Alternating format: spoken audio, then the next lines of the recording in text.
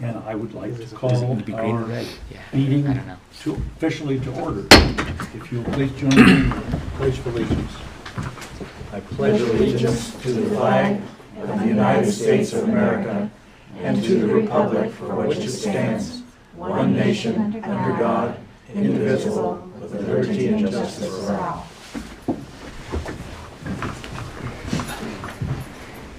Okay, I would entertain a motion at this point to approve the agenda.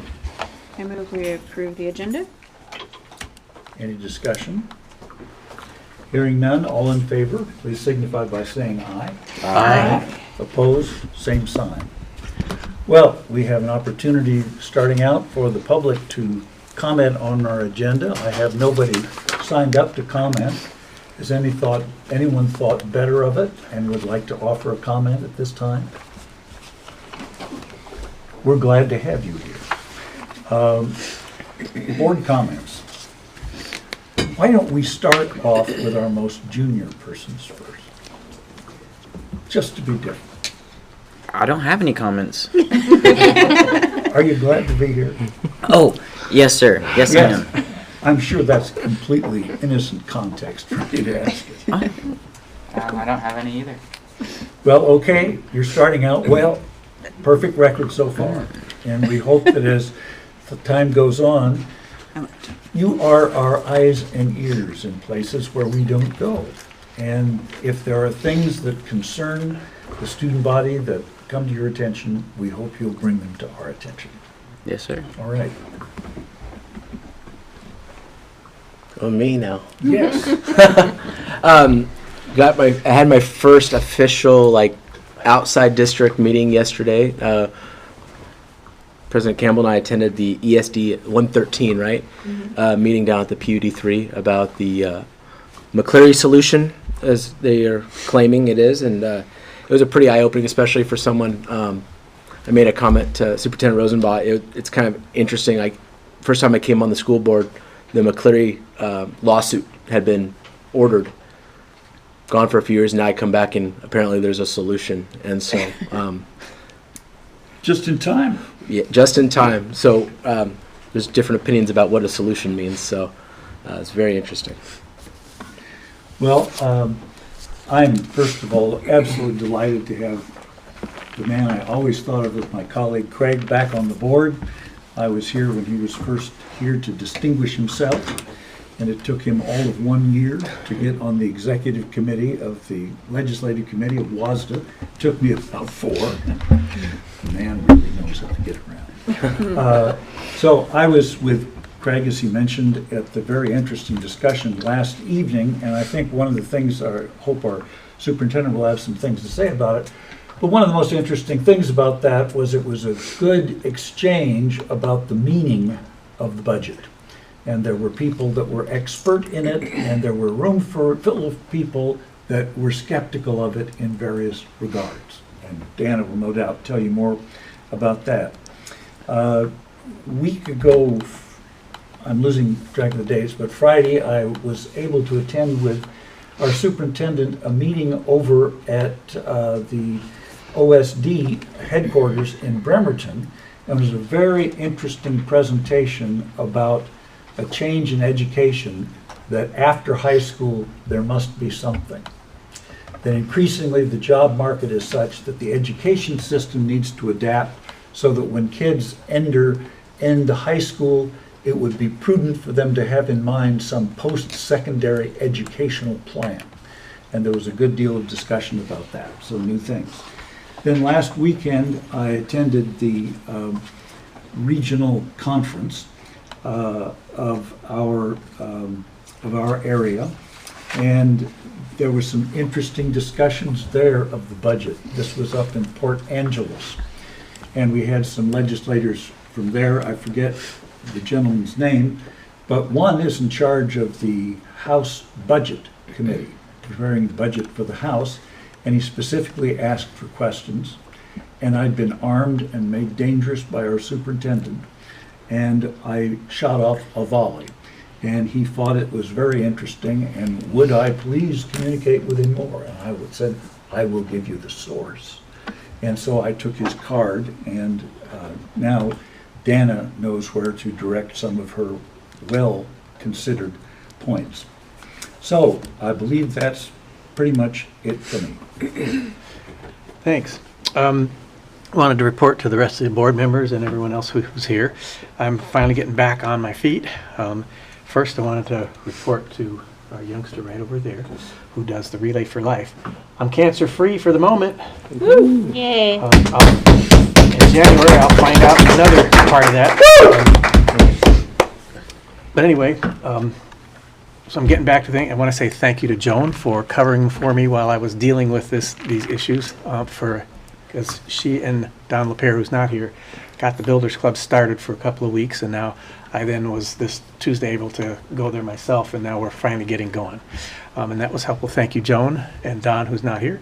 And then I'm really glad, as I said last week, for once, we're whole. Yeah. We have 5 of us now. That feels really good. And of course, welcome back, as I said last week. But it's really great to have you back.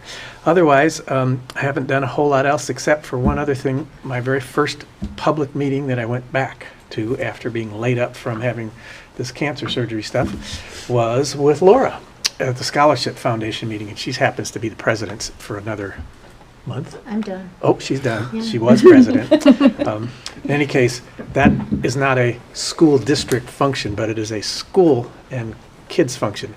This is a nonprofit foundation, 501c3 thing that we take donations for from the community. We have over $1 million in our assets that we then are able to give out to kids for scholarships from North Mason to go to college or whatever else they do besides college, trade school, whatever it is. We have some ways of dealing with that too. In any event, that was my first meeting. It was Monday. First meeting back from my problems. And too much information, so I'm not going to give any more out. Now it's your turn. Well, Art actually humbly omitted the fact that he's the treasurer for that $1 million plus foundation endowment, so he's got a big job too.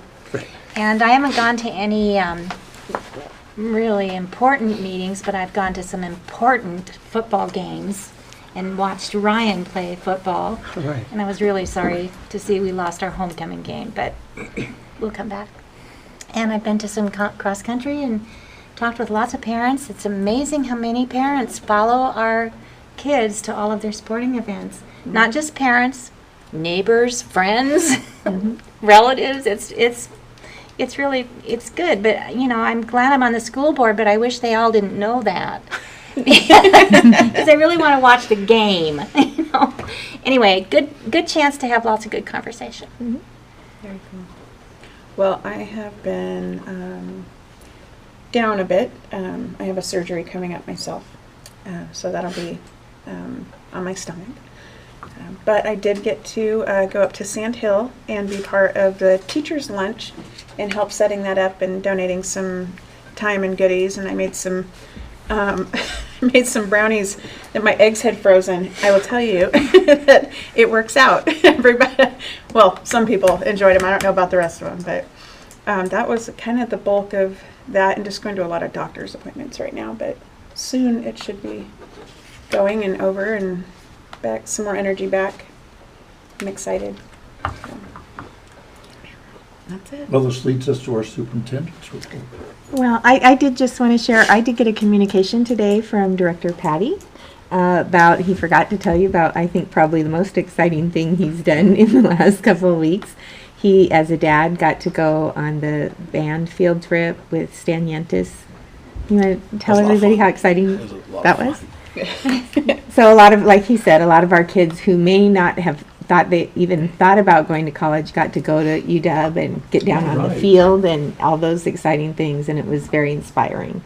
I'm gonna upload. I'd like to upload it. At one point, once the entire band was warmed up, they brought all the kids into the middle of the band, and they did the fight song, the UW fight song. And I'm just standing over on the sideline, and that band playing is a force. It is incredible. And so they all take, they start playing the song, and they start all doing the fight song together, and they treated the kids amazingly. So it was a fun trip. Do you have pictures? I do. You have can send pictures. them to Denise and we can put them on the website. Perfect. I'll do that. I mean, mostly they're targeting one child, so Well, yeah. there's a few of those. So being a little selfish. Those will be great pictures then. But So I do you have give that- us permission to put her picture yeah, on the website? the video We have to of the band playing. Yeah, definitely. That would be cool. That's Oh, the cool. consent Before the Good, superintendent. good, thank you. Missed that. All right. Okay, I wanted to point out, we need to vote on the consent agenda. Is there anyone that would like to take one of the items out and discuss it separately, have a vote on that, or? First, we need a motion. it would- I would move that someone- we approve the consent agenda as it is presented to us. Any discussion? Hearing none, all in favor, please signify by saying aye. Aye. Hi. Opposed? Same sign. Okay, that brings us to the board development and linkage, I believe. That's the superintendent update. Yeah, the superintendent update. Okay, and we will start with our budget status report from Ashley Supre. Okay, so we have the first month of our new fiscal year, so this is on September of 2017. The end of year update isn't going to be presented until November. Our books still aren't closed. Financial statements are due on the 25th, so next Wednesday. Then we'll have a better picture of where we're ending for last year, which will be presented next month. So for September, we're ending pretty good. Our expenditures are lower than expected. We are about 86,000 lower. That's mainly due to some larger invoices that we were expecting to pay in September that weren't received and weren't processed until October. So they're going out in the October check run. Revenues were about 22,000 higher than expected. That's just based on variations of federal and local grant revenues. So we have the presentation just to basically show you where they're currently lying as far as the budgeted actually goes for expenditures and revenues. For our fund balance, we are trending above our 3-year average, and we're trending above where we were last year, which is a solid place to be right now. We're at about 2.1 million. That will change a tad bit when it comes to finishing out the accruals for 16-17, but not by much. So that's a really positive place to be starting this this school year, especially with the unknown changes for the budgets coming up. Our other funds, our capital projects, we're at about 4.6 million. Again, we're going to start to see that decrease. Definitely over this next year as the stadium gets completed. Debt service, we're at just under 1.9 million. We'll be making payments on our debt here in a few months. That will decrease that amount a bit. ASB, we trend pretty solidly in the 300,000 range, between 300 and 350,000. Right now we're at about 336, which is average. And then our transportation vehicle fund, we're at, well, at this point we were at 376,000. But I do want to say that we've just received 3 new buses and we made payment on those buses, so we are back down. But we have 3 new buses to show for Nice. it. So that's good. We added those to the fleet. They're up and running, transporting kids currently. Enrollment. So this is always a really exciting time with a new school year to look and see where our enrollment is. It was budgeted at 2,068. That's without Running Start being included, because Running Start will not be included until October. So without Running Start, budgeted at 2,068, but we came in at 2,110. So that's a solid improvement. Yes. So once the Running Start numbers gets in there, we will see a bit of a fluctuation just because of how the Running Start students are counted. But we're going to be trending above budgeted. A lot of that has to do with this very large influx of kindergarten classes that we received. About 30 students more than anticipated. So that's Wow. a very large increase of new faces in the Is schools. that divided kind of equally between both schools, or did one school get? What, Close. really close. I mean, we did end up adding a 5th classroom to both schools. So both schools do have 5 kindergarten classrooms this year. They are a little bigger at Belfair, though. Yeah, I think they're about 2 to 3 students larger per class at Belfair than they are at Sand Hill.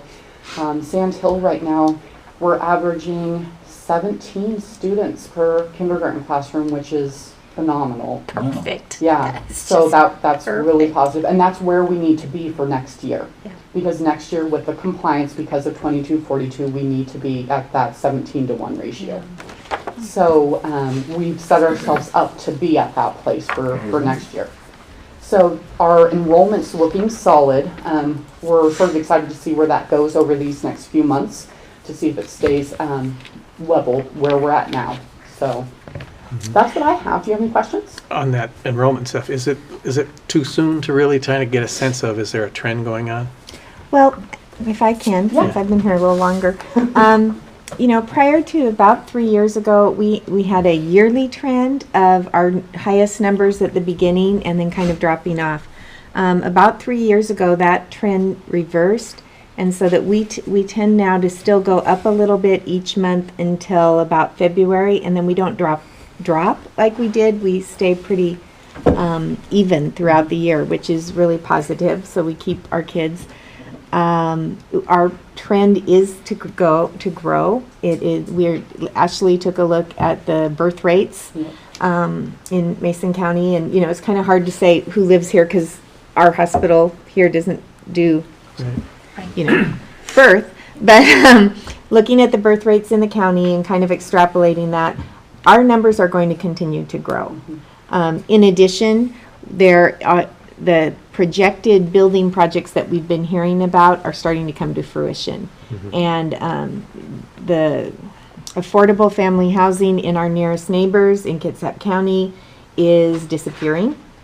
And as costs go up, as you know, more people from Seattle commute and those kinds of things. So we are the nearest affordable housing. So we will continue to see a growth trend, and we'll be addressing that over the next several months and several years with some of the conversations we're going to have. Yeah. Right now, as far as our growth, it's looking positive, and the surrounding school districts, some of the complications that they're having, just Are with helping us. are actually helping our numbers. They don't have the facilities to house all their students, and so some of those students are pushing down to us, which is helping increase our number at the high school level as well. So, and a lot of times when that happens, they bring the younger siblings as well. So we are, as of right now, what we're looking at, we're going to continue to see the incline for the foreseeable future. The birth rates I was looking at like probably the next 4 years, and they each year they were increasing by a couple hundred. So that's spread out throughout the county, Yeah. but that's a good chunk. And the Office of Budget, OMB, Yep. OBM, whatever, at the state has our projections for 2022 to be at about 2270. So that's quite a bit of growth over the next 4 years. Right, that's a big change from the last bunch of years that we've been having. Yes, it is. And So do you have an idea of how many students have transferred in from out of district? I don't. We can get that. Yeah, I don't have that information off the top of my head, but that's something that we can easily get. Okay. Yeah, so we can get that sent to you guys. Do So you- that- Now, are you interested in which districts they're transferring on? No, Just in just the general? number Okay. coming in. Yep. Do you guys project out all year? It'd be, for me personally, it'd be nice to see the year projections out on one, For enrollment? and then watch as it happens, Sure, kind we of can real do that. time. So you just so I understand your To see question, the so I set projections this for up. October, So you want to November. see the budgeted amounts for each month ahead of time, and then as each month passes, have the actual. Exactly. Yeah, we can do that. That's not an issue. Any other questions? Where can we get a ride on these new buses? Our lovely Oh, we'd love to transportation have some department. grown-ups Did ride the I buses. ride one of those new buses? It sure seemed nice. I think you might have ridden one of the new Oh, that's buses to pretty- the field The, trip. the new buses do have a lot more of the, like the state-of-the-art equipment that are being put in buses nowadays. So I heard that the transportation department and those bus drivers were very happy I'm sure. to get those in their fleet. The seat seems smaller than when I rode on them back in the day. That's I don't know because you if were that's- little. I know. No, I don't think so. Well, I will inquire in other quarters, but I would like to ride on one of those new buses Oh, definitely. and see all that state-of-the-art Yes, work. Sure. perfect. So that I can explain its absolute necessity to Of our course, of constituents. course. Perfect. Any other questions? Okay, Thank you. Thank you. Thanks, Ashley. Next up, we have the elementary school success plans from our all-new elementary team. We have Principal Swayzer and Assistant Principal Fritz and Principal King and Assistant Principal Burke. And I am not sure how you guys are going to present, so we're all yours. Go in order. Okay. Is that okay with you? Sounds like a plan. So I'm Jason Swayzer, and this is Jody Fritz, and we really worked collaboratively to create the success plan for our school. We're just going to kind of walk you through the document we have there, and we'll kind of communicate with each other and fill in the blanks with each other. So starting off looking at goal number 1, and I just want to make sure everybody can see that. I'll take the opportunity to introduce myself. I'm so thankful for your vote of confidence and Jason's, and I'm just really happy to be a part of the North Mason Schools. And I want to say thank you to Leanna, because the brownies were actually quite good. Yes. Maybe I shouldn't have told everybody at the anchor person, but. Okay. So in front of you is our school success plan. And if you look at goal, our first goal is the same as the district goal, which is by 2018, Sand Hill Elementary will be within 5% of the statewide proficiency rate on state assessments. So basically we broke it up to, this is our goal, here's what we're doing, and here's how we're proving that we did what we said. The evidence of effectiveness to reach that goal is all of these tests here. And I'm not going to necessarily go through each one, but there's a lot of assessments we use to guide our instruction. And those are just a few. Has the team seen the district success plan? Yes, last month. Yeah, so this first page is essentially a mirror of the district's plan, and our detail goes into the next page. And so if we look at the next page, some of the actions and activities we're going to do to achieve that goal. The first one on the list there is to create and implement a technology plan and schedule for integration in the content area and assessment prep.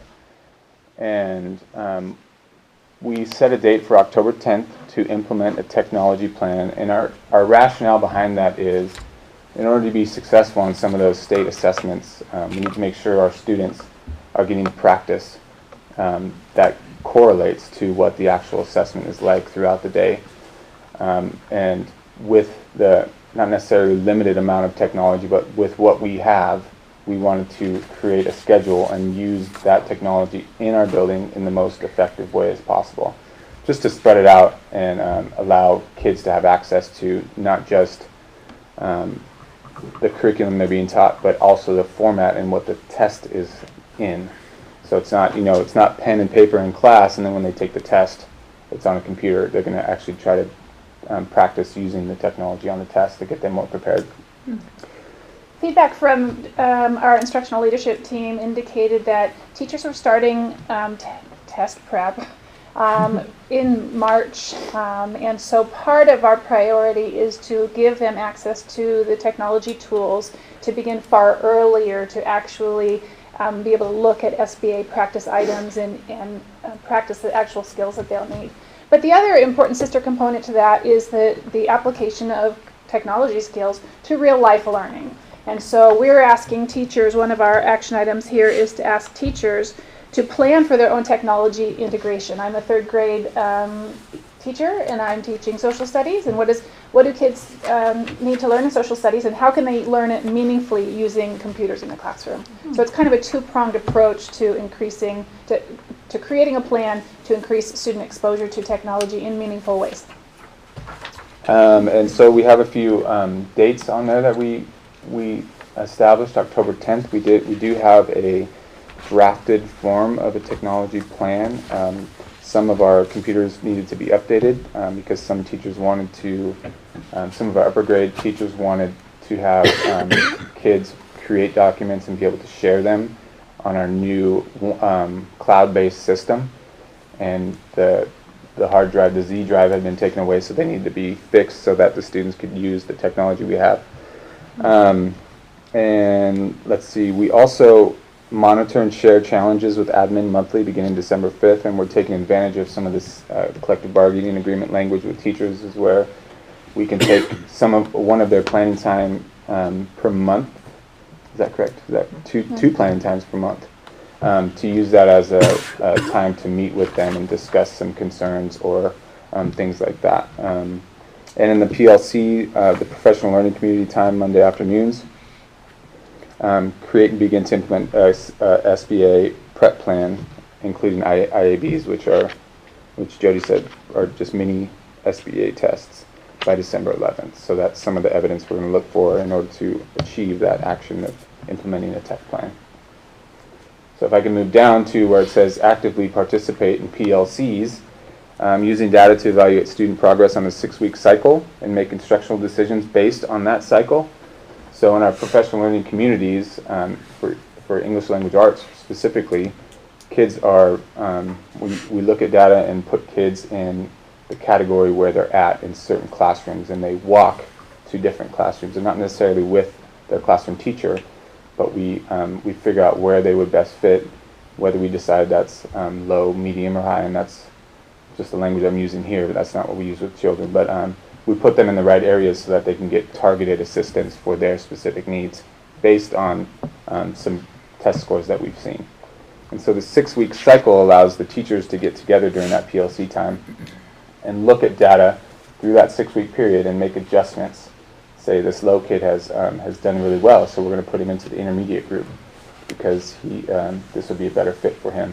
Or this intermediate child is showing a lot of improvement, so we're going to put him into the high group where we can provide enrichment for him or her. We have planned PD, professional development staff meeting tomorrow morning, and the focus of that meeting will be around the PLC process. We're giving teachers a choice of 4 different templates essentially to use for this process of monitoring student learning. We feel like at this point we want to kind of push and stretch a little bit and increase the accountability, and yet we want to give them the professional freedom to say this is a tool that would work for my team. Our longer term goal is to centralize and choose a tool that would work for everybody, but for right now we're excited tomorrow to roll out 4 different options, that essentially do the same thing, and ask teachers to choose one that works for their team. And so we're excited for that. Yeah, and also tomorrow we're going to be rolling out those specific dates for teachers, those 6-week increments where they're expected to reevaluate the data and move kids around into the best areas for those children. Okay, moving along here. Another action, if we look down, we're going to continue to implement the Lucy Calkins writing curriculum using its rubrics with fidelity while building student independence. And so we're going to use consistent language across grade levels according to Lucy Calkins. When I'm done, I've just begun. It's kind of, it implies continuous ongoing revision of the writing of kids. So team discussions of those rubrics and classroom observations using those rubrics. So Lucy Calkins was a curricular adoption from last year. And with adoptions, it really takes some time for teachers to feel comfortable and confident. So this was a goal that came from our teachers for the year because they really want to focus on that and feel like they're doing their best work with kids. Actions and activities. We look down. We implement, monitor, and adjust walk-to reading for ELA workshop. And I kind of touched on that already with the 6-week periods where we the PLC teams look at the data of the kids and how they're progressing and put them into situations where they can be most successful. And then the last one on that page, an action activities to increase assessment literacy skills in administrators, teachers, and students. And walkthroughs in our school at our instructional leadership team. We call it our ILT at Sandhill, and it's a group of teachers who guide the decision making of our school. And Jody and I have taken a lot of effort into building trust with them and really being slow and intentional about our movements with them, so that when we implement new things, we can get some solid buy-in from those teachers. And so far we've felt pretty successful in that we've had limited amount of people disagreeing with us. It's mostly the ILT team is agreeing with the implementations that we think are best for kids. And doing a great job of being leaders in the building and getting their teams to buy in. A really good example of this is we took some time analyzing the SBA data from May, just over the last week or so, and we walked our ILT through a process of kind of a data analysis process, and asked them to bring that back to their teams. And they were actually pretty enthusiastic about it. I think they found meaning in the way that we asked them to look at the work. And by doing that, by taking that time and getting them on board with us, we feel like it's giving us a lot of leverage to have unity and really have a good climate with teachers. Unless you're hearing differently,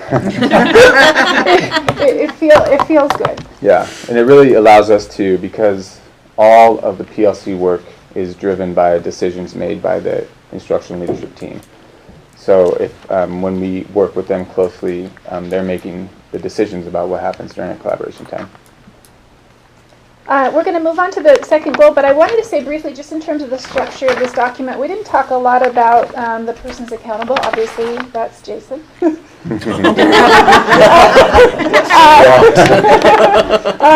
But I can't overstate how really valuable the ILT has been, and how we really feel like there are partners in the building leadership, and that is so important. Okay, moving along to goal 2, and I have to say, I have to throw it out there that this plan goal 2 isn't very well articulated as it looks on this paper, but we feel like in the state that we're in, we feel like we're implementing some things in place under some unique circumstances that we feel we're seeing some results. So I'd just like to go through what we have here. So with school improvement, our goal 2 is to decrease the amount of office disciplinary referrals. Those are major incidences that occur, and we have it very clearly defined what a major incident is for a child, so that students have more in-class instruction time.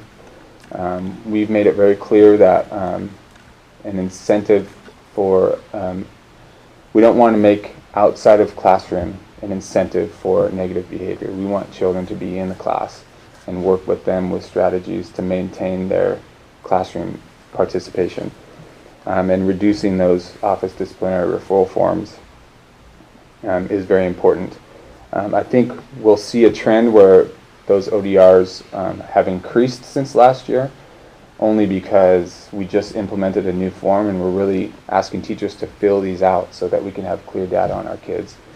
In order so we can make the the best decisions based on that data. So we're also going to ask to continue the implementation of Tier 1 PBIS, and I'll let Jody speak to that about the numbers when we did it's called a tiered fidelity inventory.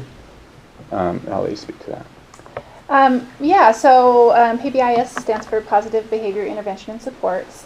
And this is just our second year as a PBIS school. And so we, with our ILT, asked them to give us some feedback on our implementation. And PBIS is lots and lots of forms for doing this, and actually Beth helped us find it. And so we asked them for feedback, and it scales up to 100% for full fidelity, and we were at 51%. And so we then sat with them and, we drafted and then reviewed with them an action plan based on that information. And so I really feel like we have a strong calendar and plan of action items based on that information and a way to move forward. And I think we're striving for 80% of approval in our implementation of PBIs by By the springtime. the springtime. And that's on track for typical PBIS implementation in schools. And if I can, before I read the last two, I want to skip over to the evidence and effectiveness of what SWIS means. And so SWIS is a school-wide database where we put all of our Office of Disciplinary Referral information into, and it creates data for us. It tells us what, if it was a defiance issue in the classroom, or if it was aggression issue on the playground.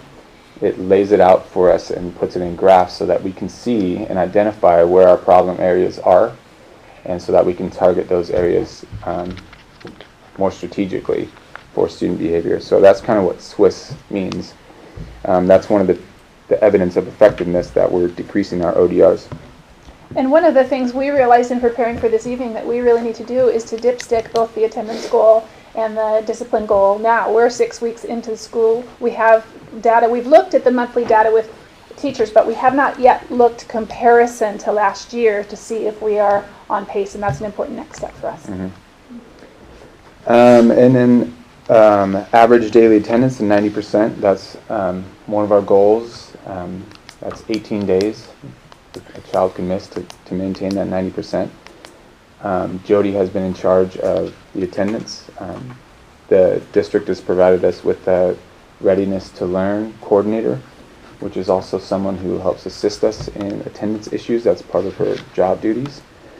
And we're seeing some success with that already. Yeah, we had a conference scheduled for this afternoon, an attendance conference with a parent, and it was going to be our first official attendance conference. So I sat down with the RTL coordinator to kind of prepare for the meeting, and we looked back into Skyward at the students' recent attendance, and I said, you know what, Sandy, why don't you call this mom and cancel the meeting, because the kid is doing great. And the phone call, the intervention that we had done previous to the conference appears to have been effective. And so she called, and she was able to give that positive feedback back to mom and say, if you still want to come in, we're happy to meet with you, but Mrs. Fritz says, great job, keep it up. And the mom was happy, and we feel like, you know, it was a step in the right direction. So looking at increased parental involvement and support is another aspect of our goal too. And we had last night a Watchdogs dessert, which is a program for the dads or any male role model in a child's life to come to our building, and they get to volunteer, and they get a badge and a t-shirt, and they get to spend the day with the kids. It's a really cool program. I believe we counted 120 dad types at school last night. Good. And I will send a picture to Denise Good. for the website. We like that. Another parental involvement that we're doing tomorrow is a family lunch. It was called Grandparents' Lunch. We changed it to Family Lunch just to Be inclusive. be inclusive to all of our kids, those who may not have grandparents. So we're anticipating a big crowd during the middle of the day. So we'll manage that as successfully as we can. But we're putting things in place to bring the community into our school, to see our building, to visit with our kids and see how we do things. So do you expect that an entire family will come and eat lunch with their one student? We anticipated a lot of the potential problems that could arise from that. Yeah, we've talked about that extensively. We talked about limiting the amount of parents that came or family members, but we feel that bringing more people into our school is better. Mm-hmm. So we'll just have to facilitate that the best we can. Yeah. And we've got room for 1 or 5 more, so. Yeah, come join us. I'm coming anyway. All right. It's mashed potatoes with turkey gravy and a roll and fruit. That's what they're eating tomorrow. Yeah. What time? Starts at 11:30 and goes until 1:30. That's our lunchtime. I'm selling tickets. Is there a discount for board members? Yes. Yes, absolutely. $4 donation. Yeah. Are there any For you, questions? I $5. think that's all we had. No, looks great to me, and it looks like you two complement each other really well. And I do have to say, yeah, we work well together and we collaborate with Belfair as well. And I hope I didn't steal any of Dan's information, but really, it's a lot of our stuff is similar, and we feel like we have a really good team at the elementary schools, and we're really excited about making some positive changes for kids. I was going to say that too, that you guys really, I haven't seen you guys together yet, and you guys really just are really comfortable with each other. But what, another comment, the dojo that you guys use for communicating with the parents back and forth with the teachers has helped us so much. It helped us at home, and Mrs. Idy, who's got my son, God bless her, but it has worked so well.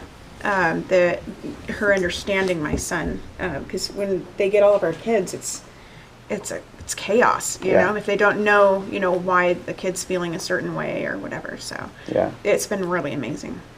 So class dojo, do you guys know what that is? No.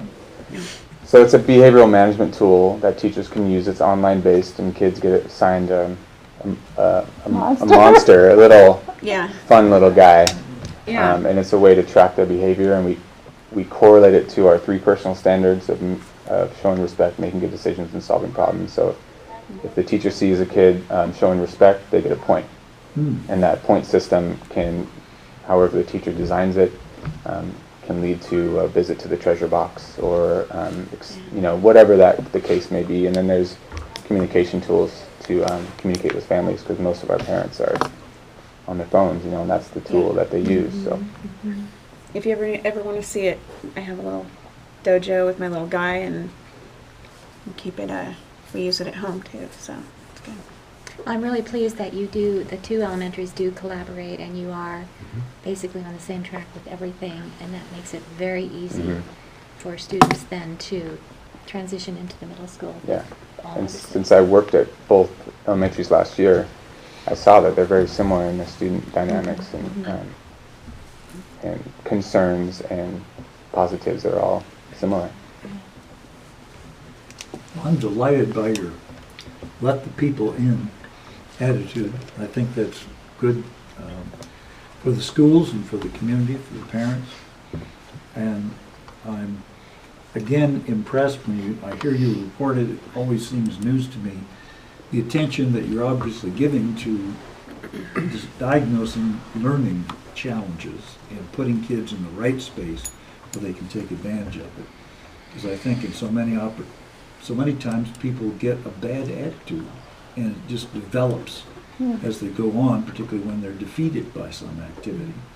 And it looks like you're up to speed on that. Thanks. I'm speaking out of my experience with Jody Olson in the high school with her help in algebra, and it looks like you've got a similar kind of thing to diagnose learning challenges early on. So no kid will ever have to cry over long division. One of his be scarred for life. So, what's an example of kids using computers at that age? We have a program called ST Math, which is Gigi is the penguin that guides students through the math curriculum. We have touch screens and the QWERTY pads. We also have our upper grades the 5th graders who use their the Windows cloud system that we offer, and district email to communicate with teacher and create documents and create their own files and things like that. Well done. It's a way to collaborate electronically where students can get feedback from their peers on their writing, where the teacher can interact with the student around their learning. This ST Math, our kids are starting in kindergarten on the ST Math, and it's a smart program, so it helps the kid, it delivers targeted instruction to the student at their instructional level. So it's another example of being able to meet the kid where they are, and it supplements the classroom instruction because it's a little bit more finely grained.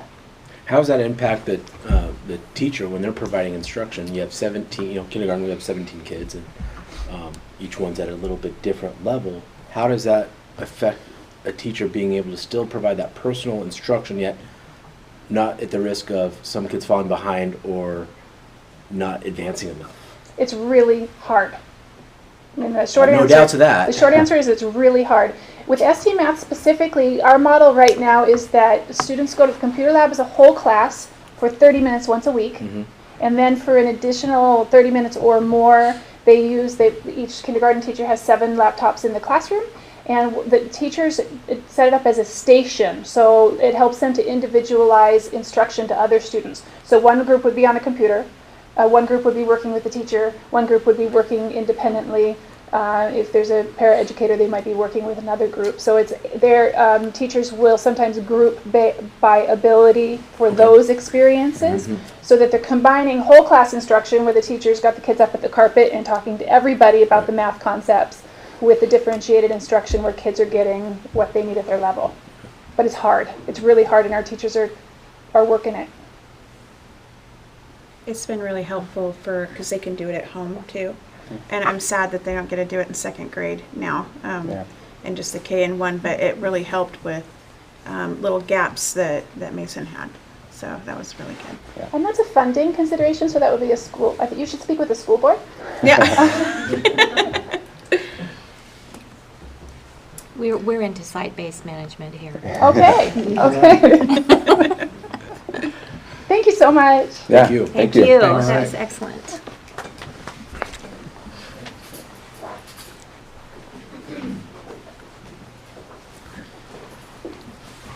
Okay, well, good evening, everybody. I'm Dan King. And I'm Beth Bork. And I want to thank you for this opportunity. I know when I was first hired and approved, I was going to split between the 2 schools. So I am really thankful for the opportunity to, collaborate with them, but have a foursome that we can be a really strong team. So thank you. Yeah, thank you for this opportunity to share our school success plan. Our plan is in 2 parts, so it's 2 different documents, and I'll be going over our goal number 1, and then Beth will fill in anything that I may have left out, and then she's going to go over goal number 2, and she'll fill in anything, or I'll fill in anything that she may have left out or that needs to be added. So our school success plan really is nested within, or it's aligned with, our district plan. And you'll find that it's very similar to the plan that our counterpart from Sand Hill just shared with you. So it's really great that we are working in collaboration with Sand Hill Elementary School, and our goals are in common, and a lot of our actions and activities are in common as well. So our goal number 1 really is around instruction. And our goal is that by 2018, Belfair Elementary will be within 5% of the statewide proficiency rate on state assessments in ELA, math, and science. And that aligns directly with our school district goal.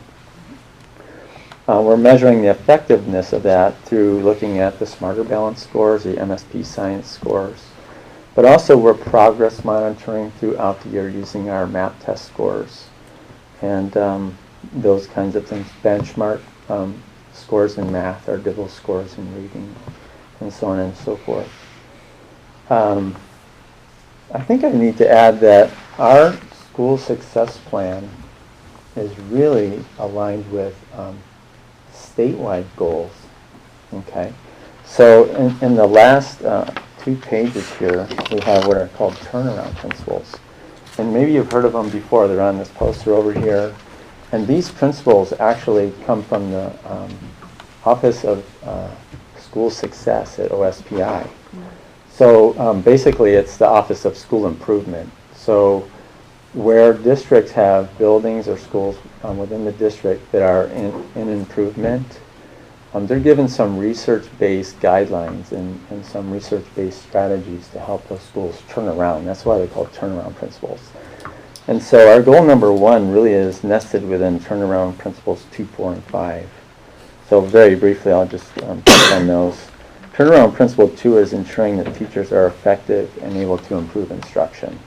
Really that, research shows that that's where it all begins. That is the biggest intervention that we could have within schools, is ensuring that our teachers are effective. Turnaround principle 2 is strengthening the school's instruction program based on student needs that ensure that the instructional program is research-based, rigorous, and aligned with state academic content standards. And then turnaround 5 is using data to inform instruction and continuous improvement, including providing time for collaboration and use of data. And so when you hear about the activities that we're doing to help us meet our goal of having all of our students within 5% in the 3 content areas, you'll hear bits and pieces of how they're aligned with these turnaround principles. Does that make sense? So, if I could add too, Yes, like please. Jody talked a little bit about the format, and I know it's new this year, but I found it, being new here, very helpful, because our plan is when we filled this out, and how is it a working, living document, that this is the action plan our building leadership team is looking at frequently. And what did we put as our actions, our timelines, and have we met them, and what do we need to do in the next couple weeks before we meet again to make sure we're on there. So this is really our agenda for our BLT meetings, along with some of the things that come up here and there. So I find this a really great guide for us to make sure we're on track to. and really, this is a living document. It's a working document, a work in progress even, as we work through. And our building leadership team meets every other week to address these different activities and to look at our goal and to see how we're doing in terms of reaching that goal. So, and really this is a goal for all students. So we're not thinking about any particular subgroup of students. We have the same goal for all the students in our building because we believe that all students can reach this goal. So on the 3rd page, we start with some actions and activities, and we actually have 10 that we're focusing on. And it seems like a lot, but when we really think about, we're talking about students reaching these levels on state assessments in mathematics and English language arts, which includes reading and writing integrated, and in science. We have some work to do. We have some things that we know that would make a difference. So, and you're going to hear that a lot of these are what you heard Jason and Jody mention. We are implementing a walk to reading model for reading workshop. So that's about 30 minutes a day where students are receiving intervention based on the level as Jason had described. We're doing the same thing in our building. So it's kind of a new thing for some teachers, and it's a learning moment for a lot of people. As a matter of fact, on Monday, I'm taking a team of teachers to go visit a school down in Tumwater, to go and observe their walk to read model because they've been doing it for some time and had some success with it. And won some awards a few years back based on the model, so we're going to go and check it out. Yeah. Also, we're in the process of implementing a morning learning lab. So essentially what this is it's tutoring. But we really want to make it something that is intentional, that it's data-driven, that we're inviting the students who really would benefit from that kind of opportunity before school. We are going to have a certificated teacher being the lead with that. We're going to have a paraeducator working there as well. And also we have 2 Washington Reading Corps members in our building that are working there 40 hours a week. And they're helping us provide intervention throughout the school day, but they're also going to be involved in this learning lab. Another thing is same as what Jason had mentioned, we're continuing to implement the Lucy Calkins writing curriculum. And this is an area where our instructional coaches have been, especially our ELA coach, Tina Efray, has been very, very critical in helping teachers to learn about this curriculum and implement it in their classrooms. I was in a 1st grade classroom today for quite a while during their writing workshop, and I was so impressed because they're writing about small moments, and basically that's writing about a personal narrative about some event that was meaningful to them. It was really pretty neat because they all had pages and pages of writing, which was pretty great to see this early in the year, that they had some of them 5 to 10 different stories they had already written, illustrated and everything. Wow. And they just couldn't wait to read those with me and get my feedback. And so we're seeing some really good results from that. When I stepped out of that meeting, a 4th grade teacher approached me in the hallway And she said, can I send a student to you to read her story to you? And I'm like, absolutely, the time is perfect, right? And so the student came up to my office and she read her story to me that it was really published quality. There wasn't a single misspelled word. All the punctuation was perfect. It had all the elements of a great horror story. It was actually a Halloween theme, and it had a twist to it, and it was just really great. And to see the student, a fourth grader, I just walked out of first grade, to see that and to see that growth, and how in just a few years' time, students are able to really write at a very high quality. And I reflect back and think about, well, when I was in fourth grade, I don't know if I could have written a full paragraph, let alone a whole story like that. So our writing curriculum is really a fantastic curriculum. It's written by an expert, Lucy Calkins, and it's aligned with our Common Core standards. So I think we're seeing some really good results with it.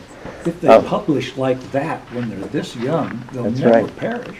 Right, right. So then another one of our actions is to create and implement a plan to engage staff in professional learning communities using data to evaluate student progress on a 6-week cycle, and then to make instructional shifts based on that data. And this really is what's driving our walk-through reading workshop model, because we're looking at student data on a consistent, regular basis. We're really analyzing that and thinking about what are the next steps for these students based on their current level. And it's really helping foster some really rich collaboration between teachers. So something that we're doing different this year is on Mondays, we're using our collaboration time to do this work. And on Mondays, we're having the K2 band meet in the library with us so that we can work together to look at data. We're having our instructional coaches present. If our focus is on ELA, we're having our ELA coach present. If our focus is on math, we're having our math coach present. We're having our ELL teachers present when that's pertinent. We're having our Title I math teacher there when that's pertinent, and our lap reading teacher there when that's pertinent, so that we can work together. We're all on the same page.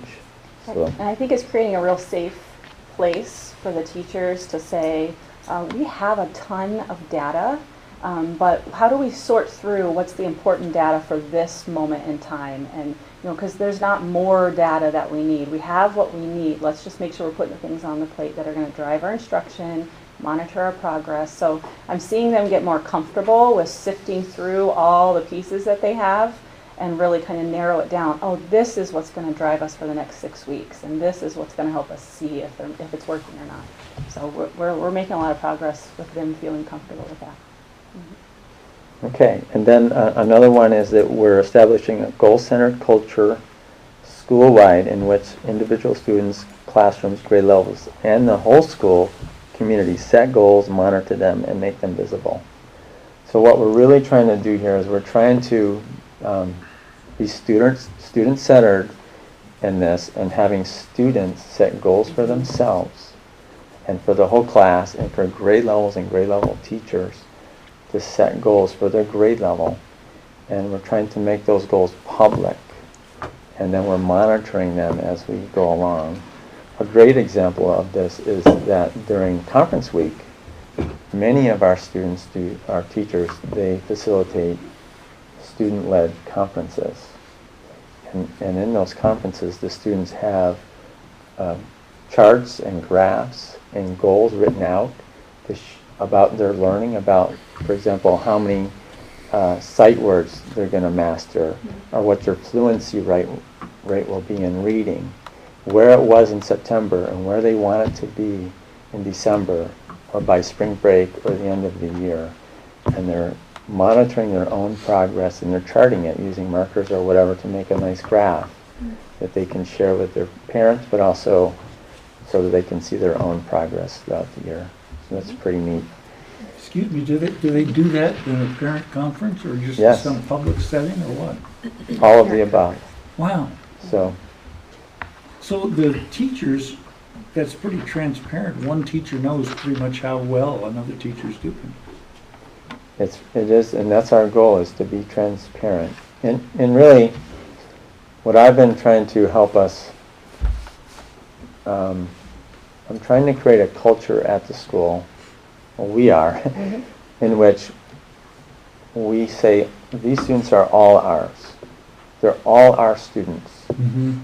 We need to move away from where teachers think, well, this is my class, these are my students, and these are the students I need to worry about. Because when we do that, we're not really working together as a system, and we're not helping all children succeed. So when we say that they're all our students, we can really make a difference for those kids, because we value them, we care about their success, and how could we even do a walk-to-read model where Mrs. Jones' students go over here to Mrs. Smith's class for this part of the day, unless we say that they're all our students. So, you saw your hand up. With that said, kind of just what you're talking about, do you see a trend going, and by all means, if you guys have an opinion on this, please, of perhaps instead of having the one in elementary level, one class, one teacher, going to maybe what the higher levels do, and maybe the kids going to multiple teachers throughout the day to kind of, to me it seems that it would be a natural transition for teachers saying, yeah, they are all of our students. I don't just have one class of 20, but throughout the day I have maybe 3 different classes or something like that, and have maybe even the kids hear that different voice. I mean, is that something that could be on the horizon to improve that? I think it's possible, and we've done some of that. For example, last year we had a split 3-4 class, and some of the 3rd graders went to other classrooms for math. So we've had that kind of thing, but it's always been, well, as long as I've been there, kind of little, it's happening a little bit here and a little bit there. But to have more of a school-wide emphasis on that, we're not at a place where we can do that right now, other than with our walk-to-read. Right. We are thinking about a walk-to-math model as well. And our goal is to, by the end of this year, choose one grade level to start doing that with. When they feel, we want teachers to feel comfortable with it. And we want people to, we want to build off the success that we see with the walk-to-read. And once we see what's working there, and there's a lot of different moving parts to it in terms of logistics, planning, using data, collaborating together to share strategies. But once we find out what's working there, we want to replicate that in math with one grade level, with the goal of having walk-to-read all across the board next year at all grade levels. So. That's exciting. It sounds really close to competency-based learning for all students. We want to make sure that when we're using that intervention time, that it really is making a difference in meeting that student right where they are at that present time. And that could change in 6 weeks. You can have a student that's, for example, maybe they're really struggling with fluency right now. And they spend 6 weeks in a particular classroom getting that intervention, and then they just skyrocket and take off. And now all of a sudden we realize that this student actually is a very strong and capable reader, and they need to be in this other group for the rest of the year. So we want to be really flexible with how we group students like that. We're making sure we're calling them skill groups, not leveled groups. So each group has a targeted skill that those students need at that moment. Not bluebirds and sparrows. That's right, you guys are the eagle, and you guys are the whatever, the sparrows, or, yeah. So another activity is we're using our monthly power staff meetings to continue learning how to use GLAD strategies in math, language arts, and science. So that's the guided language acquisition. We've had a lot of professional learning in our district around GLAD strategies in the last couple of years. Our ELA instructional coach, Tina Effray, is becoming a GLAD certified instructor. And so she's able to actually do job-embedded GLAD training during the school day with our own students. So we're really excited about that. but we're also looking for opportunities to have teachers who are being successful with those strategies to share what's working with them and in their classrooms with the rest of the staff. They want to hear them talk at the power staff meetings, not us all the time. So we want the teachers to start leading some of those as much as possible. Share what they do. What does GLAD stand for? It's Guided Language Acquisition Design. Ah, okay. And it was actually developed to support ELL learners, but what works for our English language learners works for all students because we're really all language learners. I went to my first training as a new employee, and then I'm spending 4 mornings at the end of October to see it live in action in one of our classrooms. So just my first 2 days of training, I was like, wow, this is how I learn, because it's very visual based. It's about color coding information so students know where to find the information that they're looking for, and different charts and activities that really get the kids engaged. So I was really excited to learn more about it and see it in action. Did you say something about integrating math and the humanities? I didn't say anything tonight about that. Oh, okay. But you know, You said something about arts and sciences in respect to math. well, and with GLAD, I was just talking with Tina yesterday. Her intention with this next round of training is to do GLAD across the school day. And so that's focusing on language acquisition, some really intensive vocabulary development using concept maps and color charts and things like that in all the content areas, including mathematics, including English language arts, as well as science probably even, because it can be done in any content area. So. Okay, number 7 here is engaging staff in book studies for professional growth. So that's one way that we can foster professional learning, is this methodology of using a book study. So when we find an area where teachers are kind of asking for some support or some professional development, and we're not quite sure how to fit that professional development in, one way to really implement some quality professional learning is to engage in a book study, because they can all read the book during independent study after hours, but we come together for a meeting every other week or every week, and we discuss it, and we really have some deep conversations about it. And in those conversations, we're talking about the application piece. How do we apply these key ideas within this text in our instruction? And one really great thing about it is it puts everybody on the same page, because we're all speaking the same language, which is really cool.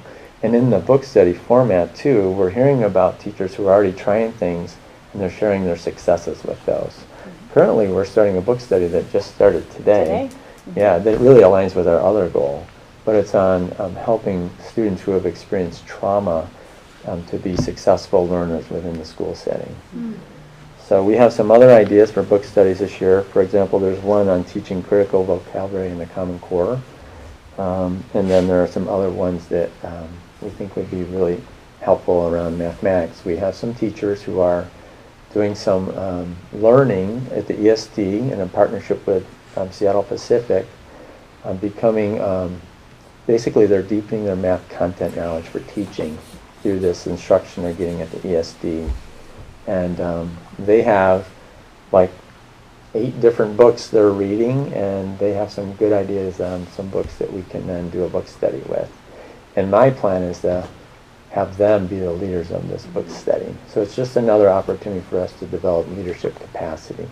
As a matter of fact, on the book study that we started today, one of our teachers is leading this. So it's just another way to build that leadership capacity. So another one of our activities is to implement equitable library specialist time for all students. So at Belfair Elementary and at Sand Hill, our libraries are considered a specialist time, just as PE, music, and science are. We want to use this time intentionally to help develop those literacy skills and the research skills that students need to be prepared for the 21st century. So we do have a computer lab in our library, so it's an opportunity for students to practice keyboarding, but also to write papers, create PowerPoints, do research on topics going on the internet and things like that. You brought up practice keyboarding. Is there a time or place where the kids in elementary school actually learn it first? No. This is why we want to use this time. Now, we do have laptops also in classrooms, and so that's another opportunity or another mechanism that we can use to help students practice keyboarding. But when we bring them all together as a class to the lab, it kind of creates more of a an atmosphere where it's okay to fail because we're all doing it together. And you know what comes to us very naturally because we've been doing it for years, and we can close our eyes and we can type a page. Students really struggle with it, and so there's a program that we're using, typingweb.com, and it's kind of fun. It has some incentives built in for kids, so when they reach certain levels, when their words per minute reach certain levels and that kind of thing, there's like a little game that will come up that they get to play and that sort of thing. So, but this is just a theory of mine, but one of the reasons why our students might struggle on state tests is because they struggle with keyboarding. And so they might, like the story that the student in the 4th grade read to me today. It was beautifully typed, but I'm sure she started out pencil paper as a draft. And this end result of her story may have, I didn't ask her, but I should have, it may have taken her 2 weeks to write. It was 3 pages long. All right. Okay. Well, with the Smarter Balanced Assessment, you might have to write 3 to 5 paragraphs, and really it's on an expository topic. You're not writing a story about when you lost your first tooth. You're writing about something you just read about guide dogs or sharks or something. And you have to write on demand. And if you're struggling with keyboarding and you have to write 3 to 5 paragraphs about something you just read about on a screen, that's a challenge. And so students are able to write when they have a workshop format, when they're getting a lot of assistance and a lot of feedback and time to write another draft. But the challenge is when they get on that computer and it's a test situation. And so that's why we want to give them a lot of practice during our library time. And similar to Sand Hill described, we're wanting our teachers, and the teachers are wanting to practice that type of setting that they're going to do in March, April, May, more frequently throughout the year, so that it's not the first time they've had to. It's literally a split computer screen where on one side you can scroll up and down to read, and on the other you scroll up and down to see the questions and type in. So we want them to practice that format more often. Is there a website that the kids are offered to take home, like Mavis Beacon? I used to do that, and it was really good. So is there something that we offer like that for them to use at home that they can, like if there's a link or? For the Typing Web, it's free. Oh, okay. So just a matter of us sharing that with parents. Yeah. And, Yeah. That's a Okay. good note for conferences coming up. Definitely. I want to just throw out an odd comment that just has been striking me about this keyboarding and stuff. Doesn't matter what we all learned when we grew up and all that sort of stuff. I learned to type because there wasn't keyboarding. But in any case, what I'm seeing now, and this is kind of getting past elementary school there, kids with their cell phones and that sort of stuff, they're thumbing it. That's right. And yet keyboarding is really, you're a lot faster when you learn to use a keyboard. Where does that come into play? And it's just a rhetorical question. I don't need a big, deep answer. It's just been all of a sudden starting to bother me. How does this work? How do these kids get this stuff? They're, in a sense, that there's 2 different systems. That's right. Do they thumb keyboards? Or anyway, just you're right. And our kindergartners. It's a dialectical question. There you go. We see with our kindergartners that they already have some exposure to tablets where it's a touch screen. They're not familiar with a keyboard and they're not familiar with a mouse. And so when they come in and we put them in front of a computer, they're touching the screen, nothing's happening. They don't really know what to do with the mouse. They're banging it on the table and that sort of thing. So we have to really, we really have to start the very beginning and teach them how to use these different tools. Really, it's- if I may interrupt, our goal over time has to be to give kids experience with lots of different formats, Mhm. because it's most likely the formats we know now, including Mhm. mice and keyboard, won't be in existence Mhm. before too long, and there will be some other format that they're using to engage with information. So the idea is that they learn how to adapt That's right. to all of those potentialities. And to be able to switch between one and the other just like that too, so. Do you recall what the web thing is that the typing one, what it's called? Typing web, It's just typingweb.com or? typing web. Okay. They'll share it with families at Well, conferences. I want Yeah. my kid to learn more because he is the Mhm. thumb kid, Mhm. and he'll tap, tap, tap on my Yeah. thing and he's got the pad, so I I'll like to be take sure to those get those things. out. Yeah. Okay, let me I get gotta to the, just say something, Roland. First, I'm so glad to, one of my great irritations as a university prof that dealt with the range from freshman to PhD was the paragraph. Mhm. And I tell you, I don't care whether you're a freshman or someone in a doctoral seminar, there are people that never learn to write one. And particularly with my upper division people at the University of Washington that would turn me into these papers that were not formally correct, even if you bothered to read them. And I did both. This is no slight thing, what you're reporting, because I often wanted to come back, find out who taught these people in high school and beyond, and sue the pants off them. Because these people had not taught, I had kids in my class that could not write a sentence.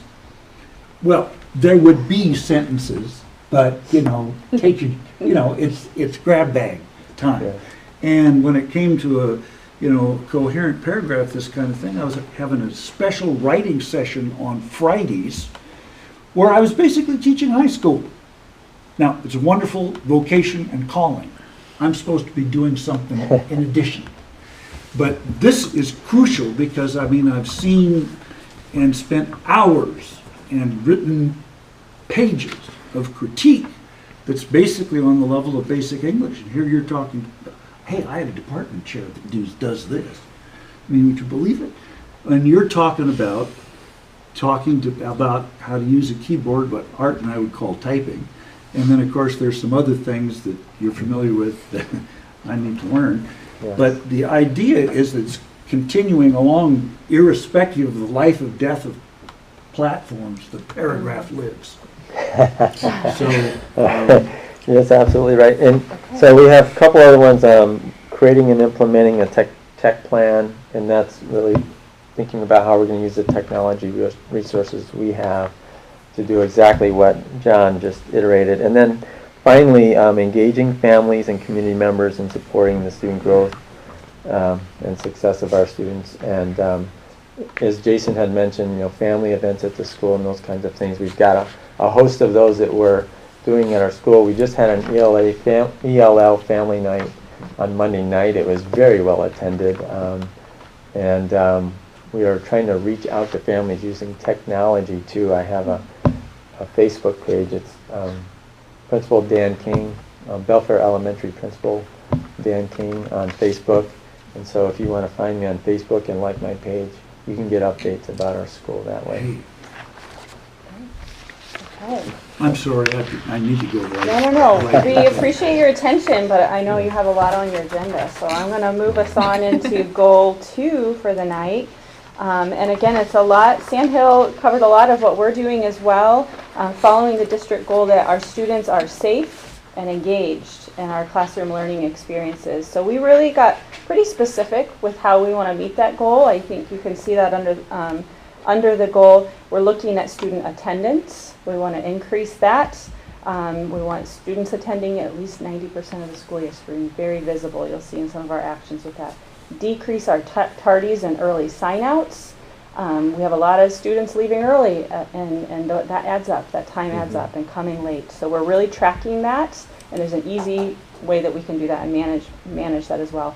Office discipline referrals, just as they described, we use the same system, and very thankful that Jason was at Belfair last year. So we're just mirroring. We have the same way, we've defined behavior the same way at both schools. So now we can share our data back and forth and collaborate together.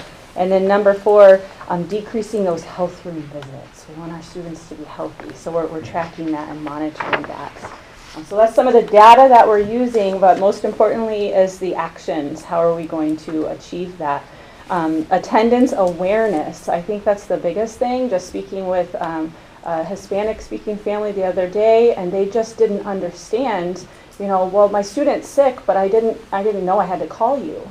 And it's unexcused until we hear from them. So just making them aware of what does unexcused mean, what does excuse mean, and helping our families become aware. So we're getting very visible conference week. We have some great posters and handouts that we're going to have of, what does good attendance look like? And we have a lot of ways that we're doing that. So again, number 2, we're monitoring that data. Our Readiness to Learn coordinator and Mr. King and our attendance secretary are daily just pulling reports and who do we need to call, and they have it on their calendar that they're touching base with these families. So we're making our goals visible as well. Last year, I think we had 70% of our kids who are at school 90% of the time. So we want to increase that to at least, I think we had 85. We want them there 90% would be great. Number 3, we want to celebrate as much as possible the kids who are coming to school, because that will encourage the others as well, right? So on morning announcements, we're making announcements about perfect attendance and classrooms that are meeting their goals, who had classroom, I don't think we've done classrooms yet, but that's on our plan. So we're just being as visible as possible, celebrating those kiddos who are attending regularly and hoping that encourages the other students. Number 4, I think I mentioned this. They're just convening to have these conferences. It's on our calendar. That's when we're going to meet with families who are having attendance concerns. And again, our Readiness to Learn coordinator was on the phone today. A student who just has some transportation issues. There is no transportation with the parents. So she's calling around, what resources do we have in our community? How could we make new resources? So she's really networking to find out how can we support our families who don't have a car right now, or mom broke her foot and can't get up in the morning, just needs some help and assistance. So these conferences kind of help us get to the root of why are they absent frequently. I talked about number 5 a little bit already. We were really thankful to have our Readiness to Learn coordinator. She's been in our school for several years, and her and I are sharing an office at the moment, and that has been a blessing because she knows these families. She knows these kids, so she's already a partner with a lot of the families. So when she calls them and asking and talking with families, they already trust her. So she's invaluable to making these connections and getting resources to our families. Number 6, our master schedule. We worked on this a lot with Sand Hill, and I don't know where you guys are at right now, if we've got one set in stone, but the main pieces that we put into place with our master schedule is at the beginning of the day, there is time built in for the teachers to have a community meeting with their students. Just building that time to do a temperature check. And some of our teachers have different strategies for doing that. Kids might come in and the first thing they do is they put a little magnet with their name on it on a color. And that color means I'm ready to go. Or that color might mean I really need to talk to you as soon as possible. Or I'm feeling kind of tired today. So different teachers are using that in a different way. But that's just one example of how they're meeting in the morning for 15 minutes to 20 minutes or more if needed, if there's a lot of kids needing some help to get started, to kind of just make sure they're ready to learn for the day. So we built that in our master schedule. And then we intentionally put in, we want 90 minutes of core ELA instruction and 60 minutes of math core instruction. But we put in our master schedule 5-minute movement breaks. And it might be a brain break. It might be get up and stretch. It might be, let's just take a breather. Let's do some mindful breathing. So we wanted them to see that, not that we're going to hold them to that 5-minute time frame, but just to let everyone know it's important. Because kids can't sit for 60 and 90 minutes without getting up and moving. Yeah, we can't. No, I know you're getting tired. We've been talking for a long time. No, it's all good stuff. Yeah. Number 7, our power staff meetings. Again, we're doing some academic instruction in learning in our power staff, But we're also using that time to really dig in deeper about social emotional learning, and that's kind of a buzzword in education these days, trauma-sensitive classrooms. We started that last year, I know, some work in the district, but we have some staff members that have just taken this on as a passion. So we're giving them time at these meetings to talk about how am I creating my classroom a safe environment for my kids, and letting them give examples. So we're doing some more learning around PBIS at that time. Those are really useful hours that we have the Power Staff meetings. Number 8, again, our book study for Help for Billy is the first book that we chose, and it gives really great scenarios about a student that they call Billy throughout the book and the trouble that Billy has. And it really resonates because every teacher is like, oh yeah, I've lived through that, and it's a great description. And then the book goes into why is that student maybe behaving that way, what are some reasons behind it, and what are some appropriate responses we can give to that student to make them feel safe and have safer behavior at school. So it was a great kickoff. We had 20 staff sign up and interested, which I thought was a great turnout. Who's this Billy? I thought it was Dick and Jane. This is Billy. a hypothetical student, could be a boy or a girl. And also, by contrast, they have another student who does all the things right. Andy. Andy's kind of your high achiever, well-behaved student. Andy receives information this way. Andy responds to directions this way. That's kind of like our dream. That we want all of our students to do this. But by contrast, Billy, who's had a lot of trauma in his life, he's not going to hear it the same way.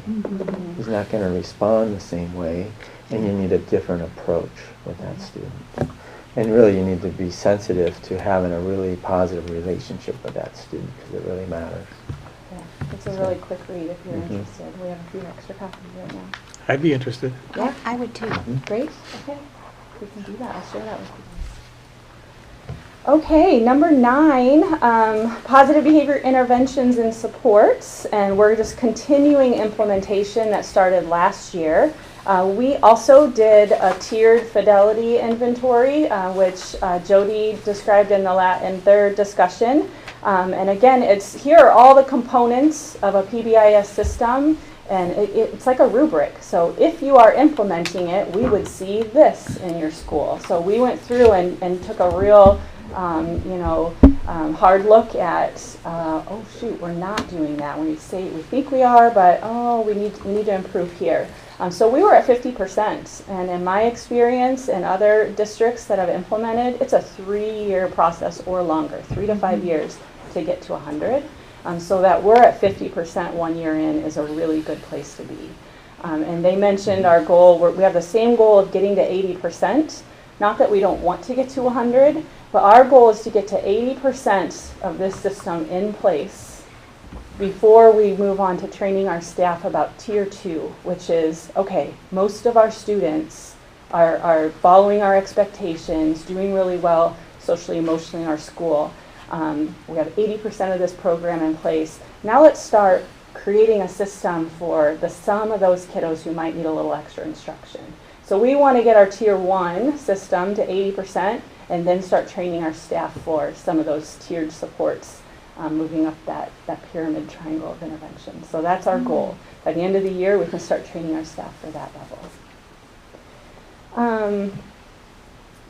Yeah, I think that's where we're going with PBIS. And our last one here, and again, I put in here the basis of a PBIS model is that we're teaching students social emotional skills just like we do math.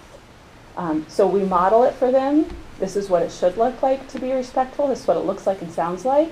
Let me show you what that looks like. We might watch some videos of other kids demonstrating that. And now I'm going to look for times that you are. And I'm going to just reinforce you, give you feedback. That's respectful behavior. Thank you so much. We give positive tickets to kids. Anytime we see them making good decisions, being respectful and solving their problems, and then those positive tickets go in for drawings and fun prizes, pizza with the principal or something like that. So we're reinforcing those skills just like we do in academic areas as well. But then our action plan number, the 10th step we have here is for those students who don't always follow our expectations. And we're creating a system for how are we going to respond when we do see some behaviors that are not expected at school. So we're trying, two things we're focusing on is that every classroom has a safe place, that if a student is feeling like they might escalate to unsafe behavior or not feeling ready to learn, they can go to that space. We teach them how to use that space to calm themselves, get ready to learn, and rejoin the class. And the other strategy is a buddy classroom. So our hope is that student might use that safe place in the classroom, and if that's not enough to calm and be ready to learn, that there's a buddy classroom that they can go, and it's a different environment, and sometimes that's just what the kids need. Just get out of here, go there, reset, and then I can come back. So we're still working on the details of that, but we have some staff that have already embraced it, and it's working really well. Yeah, just even today, we used both of those a couple of times, and safe place for one student, we have these balls that kind of collapse in on each other, and then they unfold like this into this big ball. It's called a breathing ball. And the students practice breathing while they watch this ball going in and out. And if they just spend 2 or 3 minutes with that in their safe place, they're reset and ready to go back and work on math. And I saw it work beautifully today with a 3rd grade student. So those are the kind of things that we're talking about when we're talking about helping students have a safe place. There's something there to help them get calm and to just get kind of reset, self-regulated, and then back into the learning. And that's our goal, is to try to get them back into the learning. And that all fits within this number 2 goal here. We want students engaged in learning more than they're not. So way more than they're not. Yep. So where can we get one of those breathing balls? Well, our school counselor ordered one for every one of our classrooms. She might have an extra one. No, I that's can ask okay. her where she got it from. I have 15 grandkids, so they're all Yes. coming. And Yes. Sure, Amazon, breathing ball. I don't know if there's a more technical They word. have them at the toy store in Gig Harbor. too. Okay. They're the kind that like fold up kind of, and then they end. Fold up. Yeah, yeah, we have. They're plastic, and Yeah. and they open up, and then they collapse. I wonder if we don't need a forward breathing ball. I'll get one for us. Some of them get really big, and my kid gets inside. You can get inside of it. Yeah. Oh, wow, I haven't seen He's that. got a really big one. Yeah. Do y'all have any questions of us? No, that's excellent. I am happy to see the 2 elementary schools collaborating. It's, for me, a frustration has been historically, seemed like we've operated in silos. And for a district our size, only 2 elementary schools, to have such discrepancies that we've had in the past, to remove some of those barriers, I think this can only be positive for a district. We just think that Jody and Jason are just awesome people to work with, and we're just so excited about being able to work. It's really an honor to work with Jody and Jason and all of us together. Like, we feel like we're really bonding and becoming a really strong team. Well, that's evident. Yeah. Thank you. Yeah, I just think that Dan and Beth and Jason and Jody, your presentations have been very informative, done everything a presentation to a board should be. I think it's also an advertisement for the public schools. And I say to those that are doubtful about the health of our public schools, come to North Mason. I think this is really something. I'm impressed. I think I might pay a visit too. I'd like one of those blue tint things. I just wanted If to could say get too it. that I'm sorry. Go ahead. If Art and I were there and one or the other of us got a blue thing, that would be great. Yeah. It was just how you guys are. You guys are still working together, but kind of a unique difference, and you really represent us well. Yes. Yeah, a healthy outlook. So very nice. Thank you. All right. Yeah. Thanks.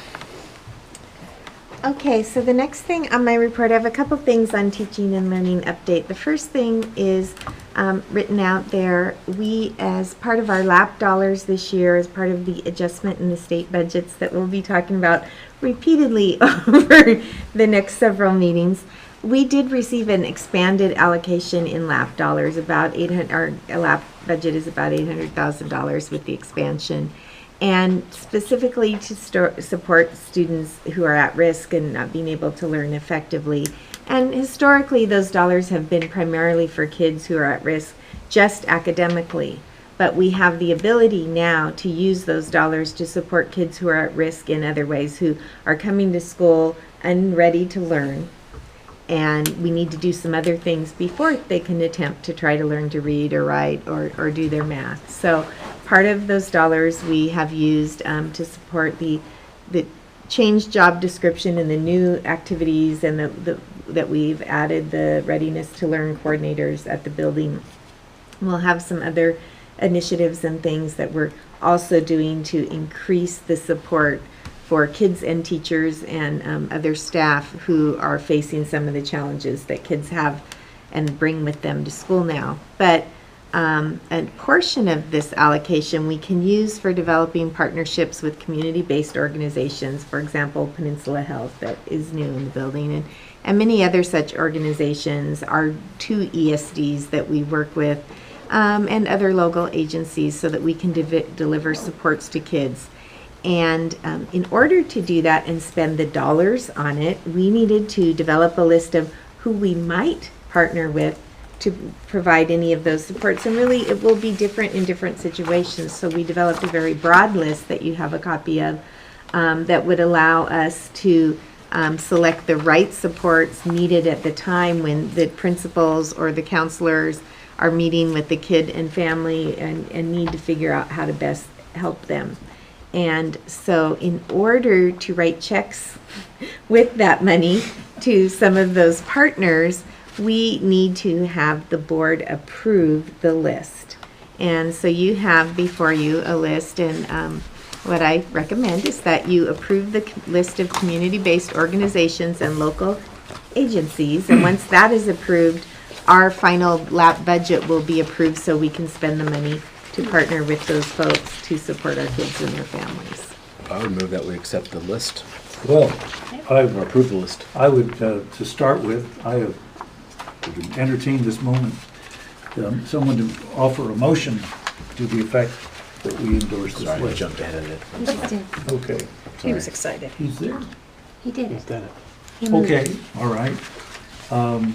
Any discussion? Okay, all in favor, please signify by saying aye. Aye. Opposed, same sign. All right, motion's accepted. Okay, thank you very much. Denise, would you pull up the PowerPoint at this point? My next thing that I'm going to ask you to do is to consider agreeing to a study session to talk in greater detail about the implications for us of the bill 2242 that is the legislators' attempt to respond effectively to the McCleary Court decision. And it's going to take a much more time than we have this evening. I'd like to plan before the holidays, maybe early December, study session, even if we do it right before our December board meeting. You know, come in a little early. We could even make it a dinner meeting and have some time to discuss it, and potentially invite the leadership from our various bargaining groups, because they all need to learn too. And I know that now I have read through all 200 some pages of the bill more than once. I've talked to 5 or 6 different experts across the state, and each one of them has had a slightly different interpretation. So we're continuing to get the best information that we can, and is part of a leadership team at our ESD. 3 of the superintendents, together with Greg Lynch, the ESD superintendent, have done our best to analyze the implications for our districts here in ESD 114. And we are meeting, as we did last year, with the various legislators with whom we might be able to have some influence about what this looks like for us. So I do want to give you kind of a heads up. I did send you ahead of time this PowerPoint that we use with the legislators when we're meeting with them as a leadership group. But I would like to give you some of the highlights of this now, because I don't want to, you've had a long night already, I don't want to go too long, and then come back to a study session to really dig into the meat of things. Mm-hmm. So one of the things that's really important to talk about when we talk about House Bill 2242 and the McCleary decision, I'll go back to that first slide. one of the things that's really important to talk about is that it's an attempt to solve the McClary decision. And the McClary decision, in my view, unfortunately, has not been perceived to be an equity decision. McClary decision is about amply funding. It's not about funding amply for all. The equity piece is the second paragraph of that part of the state constitution, and potentially is the basis for a follow-up lawsuit for districts who are not finding that there is equity in supporting the needs of all kids across the state. The first clause talks about amply funding education for all students, but it does not specifically call out the equity piece of that. So equity is part of our issue with this, so there may be more to come. So overall, there are positive impacts. There are also significant challenges, and for some more than others. Among the negative impacts are the regionalization factor and what that means for districts, especially in comparison with their neighbors. There is underfunding continues in things like special ed, MSOCs, the maintenance and operating costs. In fact, we're seeing over the 3 years of the implementation rollout, we'll see in state dollars a significant decrease in our MSOC dollars. We'll get more dollars in things like LAP, but those will have significant fences around them that make it much more difficult to do some of the things that we do with those MSOCs. So it's going to be challenging. And decreases, unfortunately, in transportation when, as you know, for a district like us, we're not fully funded at transportation now, even though we have to keep reminding the legislature and OSPI because they think they have accomplished that. Then there are differences in compensation, and then there's a whole bunch to talk about with regards to levies. So if we move on, we did our nice little picture of, this is kind of some of the things that we have to talk about. So it is very complicated, and we'll go into more detail about each of all of those pieces at a further time. And again, talking about the state constitution, Article 12, Sections 1 and 2. Section 1 is the preamble that states that it is the paramount duty of the state to amply provide for public education. It is Section 2 that may become the next thing that we have to talk about, where it says the legislature shall provide for a general and uniform system of public schools. So McClary was really related primarily to Section 1. Section 2, there was no ruling. So that I want to be clear about, because that does have implications for us as we move forward. Next slide. So depending on where you are in the state, overall you can say yes, there were positive impacts. There is more money now available for public education. As our two directors heard last night, as the legislature view is, there's $7.3 billion more dollars. There is $7.3 billion more dollars over 3 years in state money, but some of that is offset by a levy swap. So about $4 billion of that is recovered because decreased local levies, so that really the overall plus is about $3.3 billion. So I think they call that robbing Peter to pay Paul. yeah, we kind of do.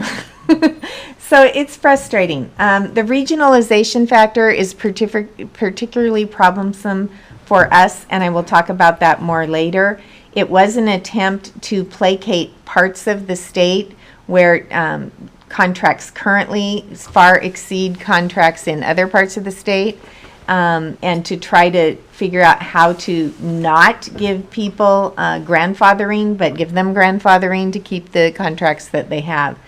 What it means, though, is that some districts are treated as they don't need to pay their staff as much as others. So we'll talk about that a little more. Special education funding overall does, the percentage of students receiving services that we receive state funding for increases about 0.6% from 12.7 to 13.5 if we have that many students identified. And there are increases in the salary allocations for, and those little acronyms are CIS is basically teachers and counselors and people who work in our schools who are not administrators but have certificates. And then CLS is classified and CAS is classified administrative staff, like our wonderful 4 principals sitting over there. It also funds 3 learning improvement days. In our district, we continued to fund 3 learning improvement days from our levy dollars since they were unfunded by the state. And there is no ruling. We could use that funding to fund what we're already funding from our levy, or we could make a different decision. We'll have to see how the budget looks overall. But it will pay for 3 learning improvement days for staff. And then there, some places, local school levy taxes will be decreased, others, or the LEA will be increased. And at the time we put this, we weren't sure what the impact were to individual taxpayers. However, across the state now, it looks like there's an average of about 82 cents per thousand increase in state dollars on your property taxes across the state. So it is a fairly significant increase. Now, that will offset some required decreases in local levies, but not in the first year. So in the first year, property owners will see an increase in their property taxes, and it will be labeled state school tax. And it's important, especially for us, to understand that increase doesn't necessarily come to North Mason. So North Mason residents are gonna see a property tax hike increase, and they're like, well, we're paying more for school, but it's not coming to us. Right. It's going into the general budget, thank you. And some of it might come to schools, some of it might even come to our schools, but maybe not all of it, and that's really important. Okay. So, our point that we make is that no, basic education is still not fully funded. One of the challenges of 2242 is we have had a statewide salary schedule for teachers. So yes, states have bargained for what is known as TRI or additional compensation packages on top of the salary schedule, but we've had a basic uniform place to start. That's gone. And under 2242, as it is currently written, every district in the next year will need to bargain a new salary schedule for the years beginning in 1819, and it was very possible that we have 295 districts in the state of Washington, and we will have 295 different salary schedules within some very limited requirements from the state. So that will make it very hard to recruit teachers. It will make it very hard for teachers to figure out if they ever want to leave or go somewhere. I mean, it will be very limiting in many ways. One of the things that has helped with our funding our salaries is what is known as a staff mix factor. And to explain that very simply, it's a number that is a formula that says, okay, if you have a teacher that is beginning and their basic meet all the requirements, they count as a 1.0. But if we're hiring a teacher that has a PhD and 15 years of experience, they're like 1.8. So the basic teacher salary is multiplied by that factor for that teacher, and then that is part of that determines what we get paid for that teacher from the state to pay for the state salary schedule. That's gone too. So and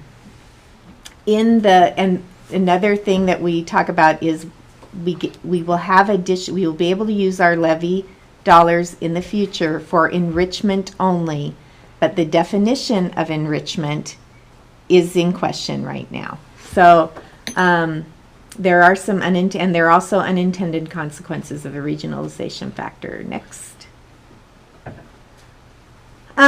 So here is an example that is near and dear to my heart, not really, but unfortunately, of the regionalization factor. All of the Kitsap County districts are at the highest level of the regionalization factor. They will be receiving 1.18 or an additional 18% above the state amount for staff at certificated, classified, and administrators, we are at the 0 or the 1.0 level. So we will be getting what the state gives us, and that's it, and no additional dollars.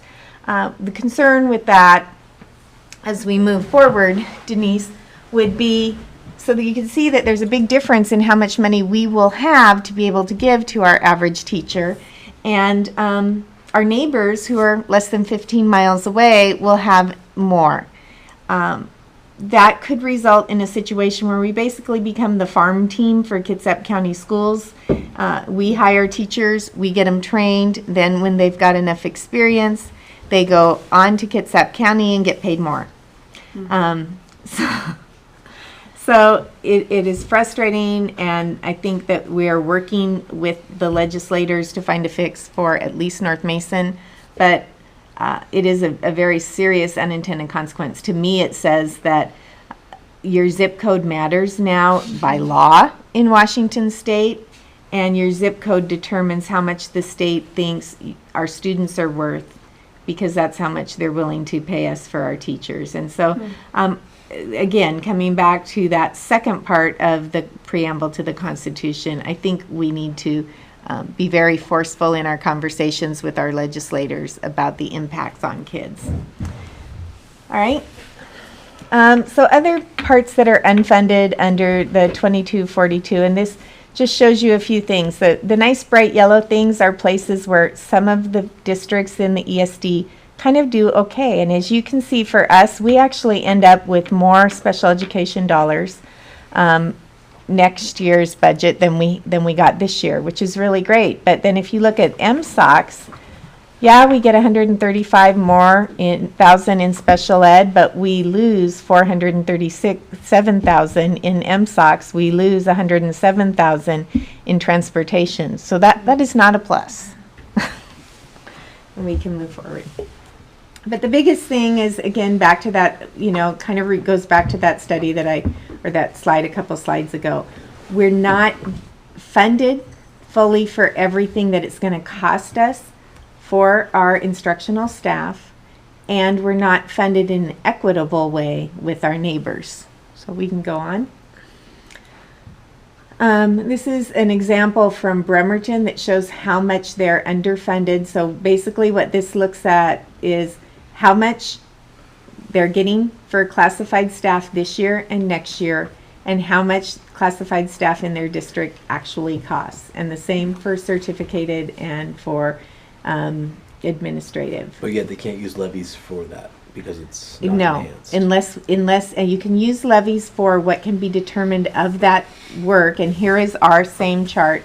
What of that work can be determined to be enrichment, but enrichment can only be a percentage of the total amount of that compensation. So it gets very, very complicated. So again, we will be underfunded for classified by over $1 million, underfunded for admin by almost $1 million in the first year, by $672,000 in the second year, and for teachers by $700,000 and down to $194,000. So in the first year, we do not lose any of our levy dollars in 17-18, at least in 18. We don't lose any of our levy dollars, but we do get the full impact of the state 81 cents on our taxpayers. So in the first year, we're underfunded, but we're not, we do have some existing levy support. In the second or the third year, because this is the first year now, in 18-19 next year, it will be more concerning. So. Okay, so enrichment levies, we can skip down and see if we have that for us, because CK is so different than we are. So in North Mason, our current levy amount is $4.6 million. That was approved by voters. That will be limited for us in 2019 to roughly 3.5. So the amount that our voters approved, we will roll back. We will only collect the 3.5, and by law that will be all that we will be able to collect. And that's because of the levy swap? That's because of the levy swap. The state will be collecting their 81 cents per thousand, but we, starting in the first collection in 2018, coming up this winter. But in 19 is when ours goes down.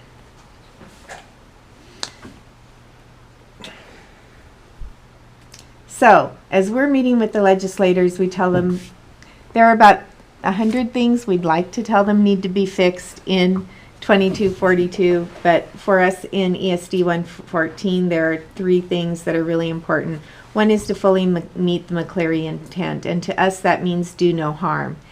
Do the right thing, fund the salaries and fund MSOCs and fund transportation and the costs of providing a basic education for students, and not in ways that pit districts against one another or that provide more for some students than others. And then they do need to provide capital facility support. Many of the provisions of 2242 and other laws in the past 2 years require specific things like class size in poverty schools of 17 to 1 in the next couple of years, moving down to 15 to 1 not very long from now.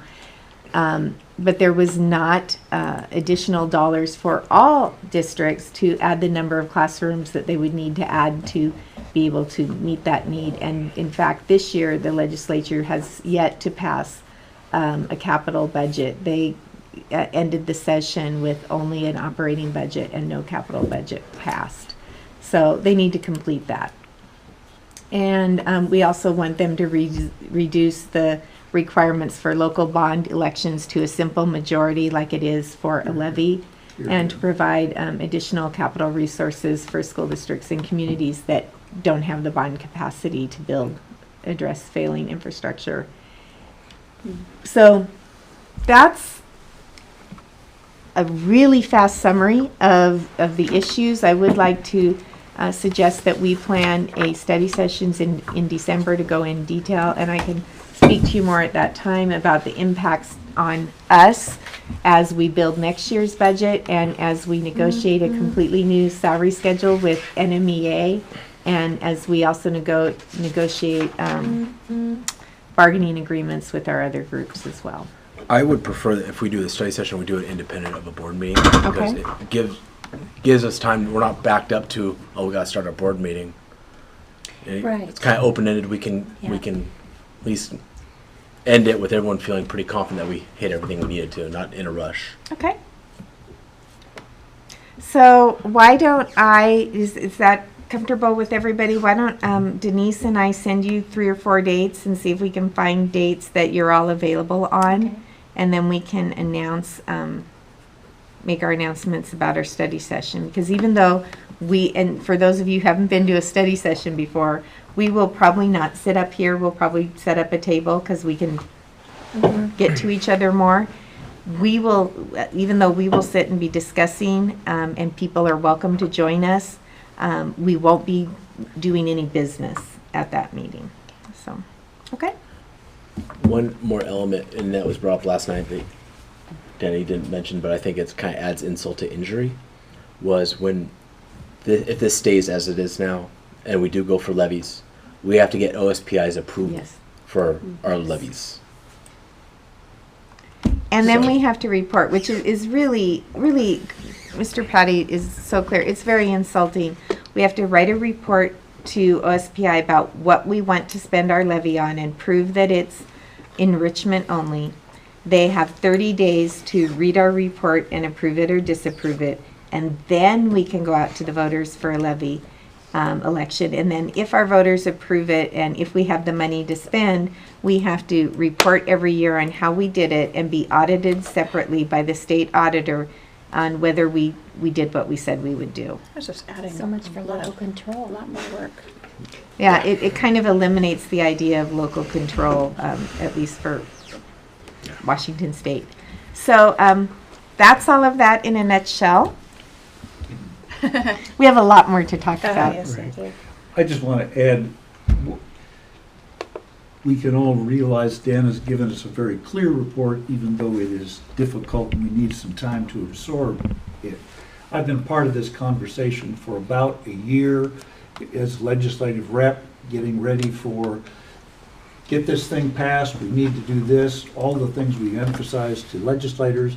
And then we're in an interesting shock period now, because I've just met in 2 different settings with colleagues after, we've got what we've got before. And to her great credit, Dana has kept me up to the minute on some of the key areas where we are coming out on the short end of the stick. This is the fullest big picture I've seen, and I urge everyone, we want to come to this anyway, but I urge you guys to be part of this thing too, and I think attendance at this would be very good, because you're going to get a very detailed, if brief and well-organized, report on the political meaning of where we are in relationship to what's happening. And among other school districts, there's discussion right now, well, is this a good deal or this is a bad deal? And some districts that are on the higher end when it comes to their tax base are rather content with what they've got. And I think that when you see that we are that inequity is basically now a matter of law, you will see that this is not the year to leave off emphasis to our legislators that they really need to finish the job. We appreciate their intent. We appreciate the good things, as Dan pointed out, a number that they have done, but we also need to emphasize very clearly and with the utmost professionalism that what we have is unacceptable, because it penalizes schools like our own for being what we are. And the idea that we are a farm team for others, that our students don't deserve the same education, that our students don't deserve the same level of teachers, is not something for which we're not going to take that with equanimity. We have a response to that. And I hope that you will come to this meeting to be part of that response. I also encourage parents, people that might be watching, that not to get all the information from us and to follow along by reading it and getting into it, because sometimes it's hard to just listen, and to you too, when you go and read about this and then sit, don't feel weird about asking questions. And I know Dana's, seriously smart, and asking her that the best leaders are people that ask a lot of questions. So, and I want to reiterate, like I said, there are pages and pages and pages in this bill, and on every read we discover more things. And I talked to some of the best known lawyers in the state who are going through this, word by word and letter by letter for districts and giving us advice, and they're saying the same thing. They find new things on every page. So it's going to take us all a lot of time. And we're going to be very involved in it. But one thing I want to be clear is we're going to be as open and give as much information as we can to everybody in our community, from our board to our staff to our parents to our kids, about this is the impact on us and this is what we can do to make the best of it and to get us the best that we can out of it. You all, either everybody in our community either received yesterday, today, or maybe tomorrow, a new copy of a newsletter that we're doing. The one that comes out in the winter, in the January timeframe, will be a complete discussion, as we can get in 4 pages, of the impact for our taxpayers in the first year, and then in a little bit in the coming years, of what this budget means. We have some great information pulled together for us from both ESDs and also from a couple of the lawyers who are presenting to various groups. I just attended the State Personnel Association meeting, and they were, the whole first day was going through this with some very, very smart people. We are bringing those people into the ESD to talk to the superintendents. We may bring some of them here to talk to us, to help us all understand where we are and what we're doing. But it's going to be very complicated, and it's going to take some time. So. Well, thank you very much for that report, and I urge everyone to stay up on this. This is the game in town, friends. So if you can come to this next meeting, that's the thing to do, because you're really going to be learning about what the legislature did and did not do, and particularly with respect to our constituents, this will be an opportunity for us to get sufficiently good at this, the explaining business, so that we can make sense to our taxpayers what's good and what remains to be done, and how important that remaining part really is. And the one thing we're going to have to explain really well is this did not fully fund education. We still have local levies, and we will still need their support to meet the needs of their kids. And we'll be able to explain what that looks like and exactly what we need their help with. So I think that's very, very important. Hear, hear. Well, okay, very informative report from our superintendent.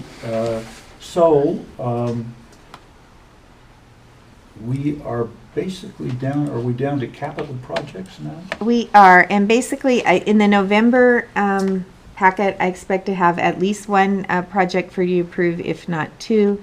The improvements to the Theller building are at bid right now, so I expect to see those bids soon. Thank you, everybody. Thank you, guys. The next step on the stadium goes out to bid at the end of next week, so I'm not as confident that that will be done because we meet a little earlier in November, but I do look forward to bringing both of those to you for approval so we can do the next steps. All right. This brings us to community linkage, planning, and message of the month. Yes. Does anyone have anything to say about community meetings and events? Those are posted, and I think most of us know where to find information about that. I just want to say this.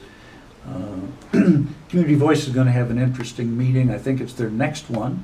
They're talking about a little bit about the history of Belfair, and they're going to have some folks that have been here a long time and are going to be able to talk about, I believe it's about the development of the schools and the... I think it's about local business.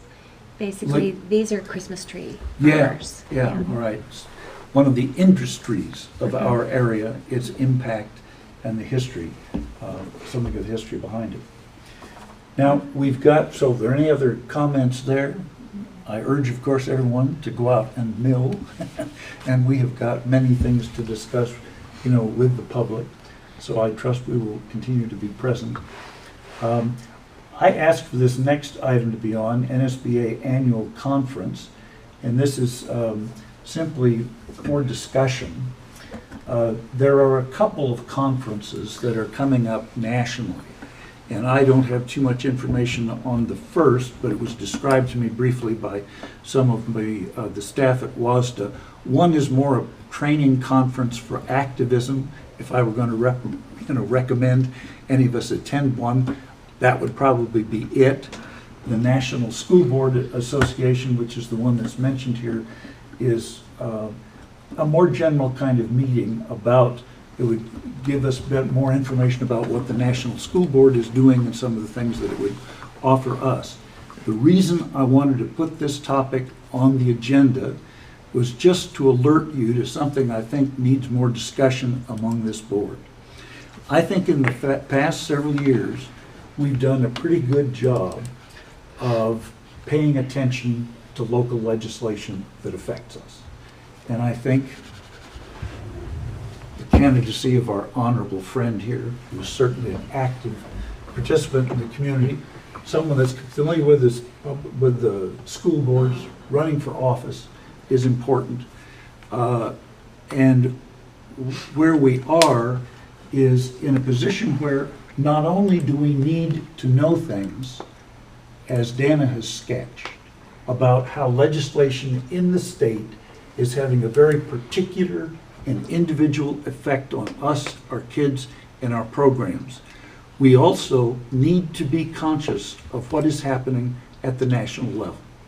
And that's just a general attitude I have, and I'll only say that sometimes, and I've been shown this in various meetings that I've attended, sometimes our local legislators do not know what's going on at the national level, and write legislation accordingly. That is not good. And that is an argument for national consciousness to be part of our board. And I'm not suggesting, friends, that we all have a trip together. I'm sure it would be our last, for very practical reasons. But I am saying that we might consider sending one person from our board. So we just develop a tradition of sending one person from our boards to a national conference. And I think the effect of that will be to bring our board a national consciousness when we discuss ideas. So I'm interested in your response. That's just kind of what I had in mind. I'm not really prepared to respond to that Okay. tonight. I'd like to think about that. Well, good. And maybe we can talk about Yeah. it again at the November meeting. That's exactly what I would like. That's exactly what I would like to happen. It's not an action item, but a thought one. What kind of board should we have? Do you believe it is worth the expenditure of local tax dollars for one of us to be aware, to be the point person for making all of us aware of what's going on at the national level? I'm of such a mind, and I think I would be quite comfortable explaining it to my constituents, why that is a good expense and use of their money, and that it could actually repay for itself in what we would find. But it's something that all of us need to do some thinking about. So Thank I'll you. leave it there. Hey, John, related to that, I would like to bring up Spencer and Ryan. I'd like to talk with you and Denise before you leave tonight, because we have our state conference coming up, and last year as a board, we determined we really wanted to involve the student members in the opportunity to attend that, and I don't think we've talked with you about that, so I would like to discuss that before you leave tonight, okay? Thank you. If you guys can attend. Yeah. So we are now at a point, oh, yes, upcoming board columnists. You guys know who you are, and we're getting prepared. I think that we've had a number of very interesting themes. What are you writing about anyway? Thank you. I think it's going to touch on McCleary. Okay. I think, well, that's, I think you'll find something to say. I think I can figure something out. Yeah, yeah. Well, I think that's great, because look, it could be more than one, friends, as we look forward to the future, because these things are heavy, and even to present one, Dana prepared me essentially for one point, and that was on regionalization. And that's what I emphasized in various of the conferences I went, and I got response. And so there are other parts of this that deserve every bit as much focus as I gave to regionalizations, and I think you'll find rewarding. So there we have it. We'll just keep those topics thinking about that. I mean, this might be an interesting place even to talk about national, do we need a national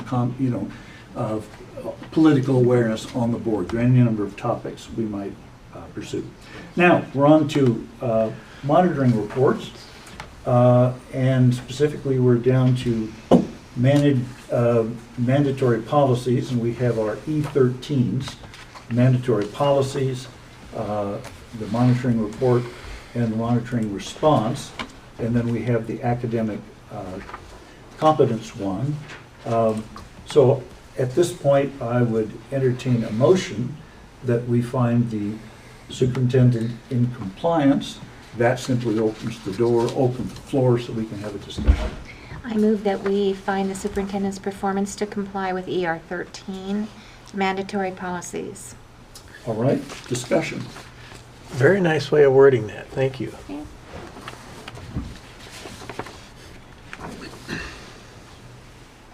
Any discussion?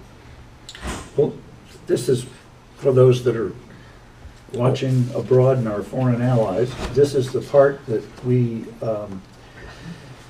there's a lot of what we do that is not of our choice. There's policies that come from elsewhere, and that's why this is called mandatory policies, where we look over the wording of these and see if there's anything that we object to or think could be improved. but these are things that must be done. Is there a, State is there a required. process through policies, and forgive me for not knowing specifically, where if there is a requirement for an immediate change that exists to that route before having to come before the board for Most formal of them adoption? aren't written that way, so when they're in response to like a change in RCW or WAC, they are set up so that they give the WASDA legal advisors time to draft a sample for Okay. us. And then they draft a recommended policy. They have it, they go through all their steps of making sure it meets all the requirements of each new law. And then we have time. And then we bring in, they send us monthly updates of what's required and suggested. We look at those, we bring the required ones to the board, sometimes the suggested ones.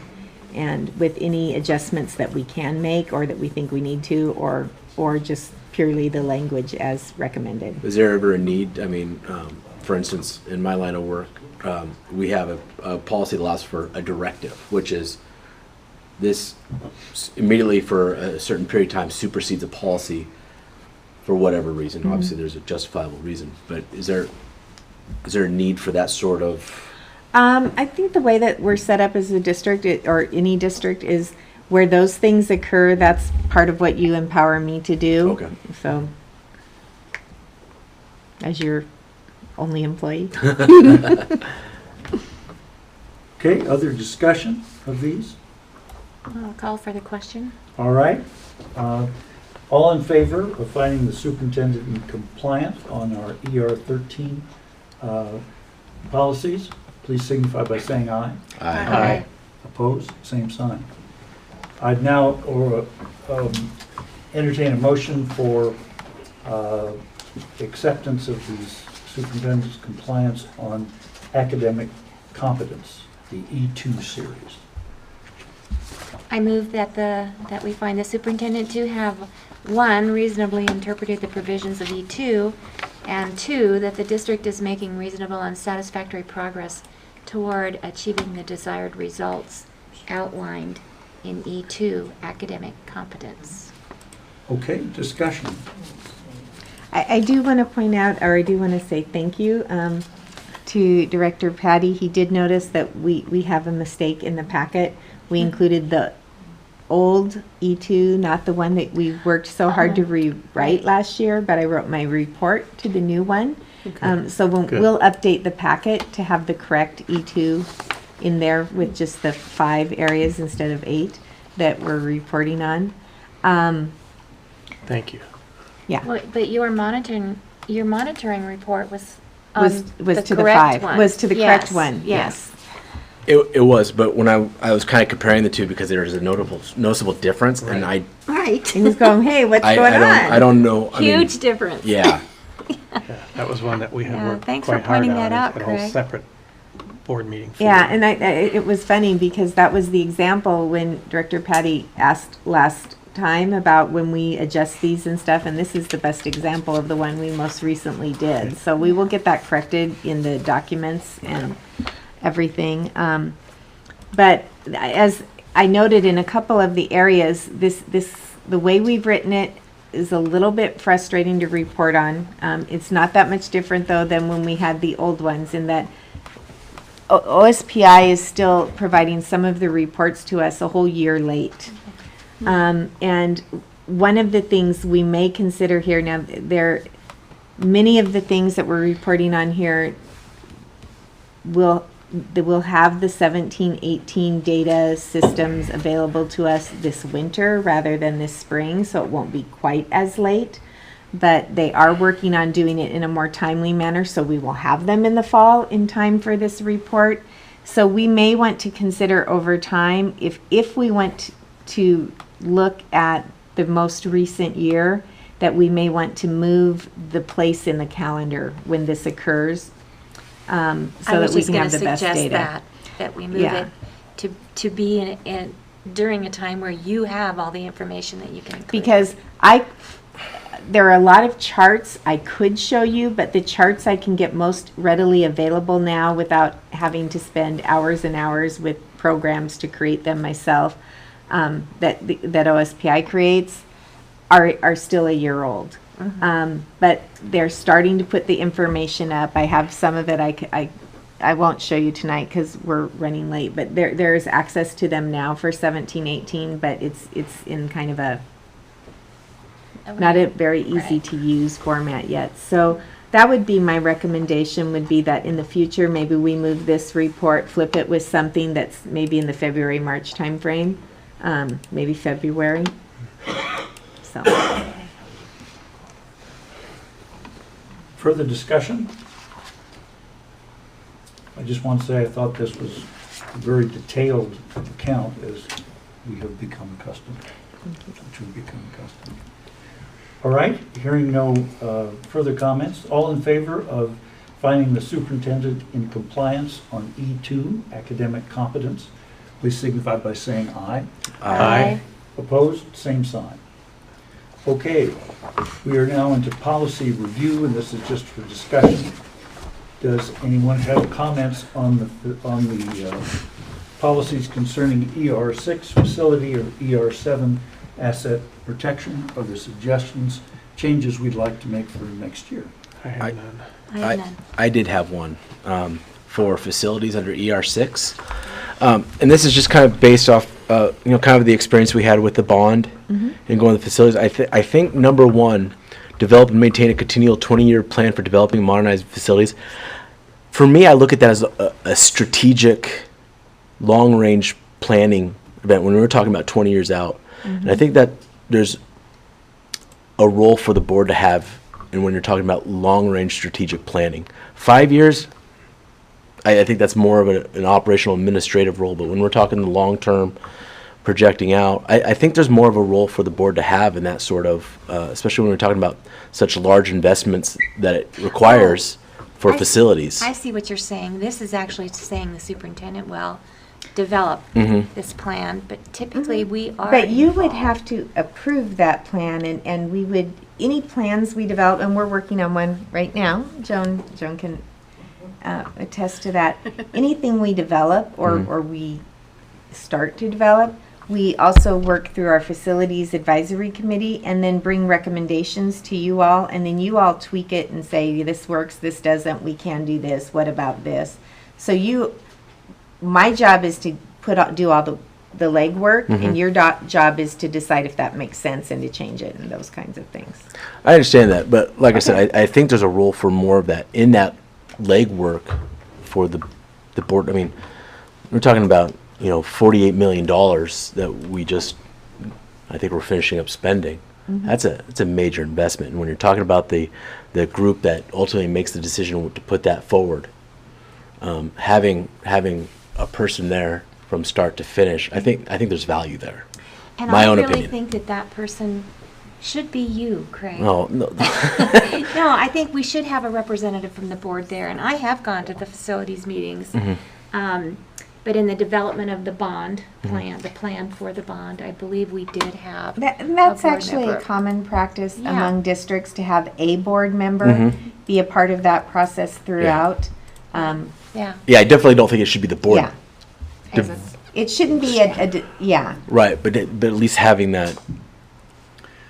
So That is, I have seen that in multiple districts where at least there's usually a board member. There are other actions that districts take that sometimes a board member also sits on in an advisory role on some things, and those are certainly things we can address. I don't know if it necessarily changes what I don't think it the changes policy, but just maybe. this related to my work, but I think it's important that as we move forward, that you've brought forward, and there's been some agreement that we include a board member in that process. Right, we're also skirting on a policy governance issue that we have here, which is we have board committees, we don't have any. And we have superintendent's committees, where there's not a requirement that a board member is a part of. There's not a requirement that we're not a part of, it's just we haven't created any committees of our own. And so, since the superintendent is doing that would be where we could jump in on The committee. that committee that's in that. But also, when do we see this 20-year plan? Do we ever see it? Not really. Well, we Maybe have we to should- approve it. Well, I think you Not need really. to see it, and part of We should, though. part of the thing since I have been here is there isn't an old one. Right. There isn't a previous 20-year plan, and we've been in the middle of all of this development. So right now, as it's coming to the end, is the right time to have a refreshed, new, Here, if we here. didn't have one, Here, here. plan. So we really need to do that work this year of saying, okay, we have a new high school, a new middle school, a new stadium. We have a 2000-ish, I don't remember the exact year, at Sand Hill. We have 88. welfare that is next up, and we need to have a plan for when that happens and how. And we have some projected growth in the community that is indicating there will be additional building needs to meet. And so we have that as far as new things. But we also need to have, now that we have a new building that we just put a roof to not too long ago on Belfair. We know we have to put a roof on Sand Hill. What are the things we're doing maintenance-wise year to year to year? And so that needs to be clear, and we need to probably have a little more legwork to do. We need to bring the committee together and start getting their input and bring some stuff. And during this year, the board needs to take a look at those things and say, okay, this makes sense. And then when we actually have one, which needs to happen during this school year, then I think we need to have the board review our progress on it each year. You know, so that you're aware of where we are. So, you know, it's not just me coming in and saying, okay, well, they're going to build these houses, so we need to start thinking. We will know that we're looking at 3 or 4 years from now, we're going to need to add maybe another elementary school, maybe more space at the middle school. Or, you know, we're going to know those things, and we'll all be thinking about those. So our conversations with our community members will be moving everybody towards that understanding. So our plan is to have enough of that information together to pull the committee together to start doing that work, so that during this year you all can see the results of that work, and then we can have a document that is a living document and that will probably live on School Dude or some version of some technical place that we have, so that it's easily accessible to anybody who wants to see it at any time. Right. Okay, that sounds good. I agree with Laura. I think it'd be good to have representation there. This is another case where we've got a complicated issue going on, something brought before the board. What's going on? Having somebody, whether it's Craig or whoever, that is current with that and can maybe give us interim little reports and this kind of thing, it makes it part of our culture. And I think it also helps us to be better, more responsive to our constituents, because we can talk about long-range practice and efficient use of resources, et cetera, which planning is a part of. So I think that that's a good idea.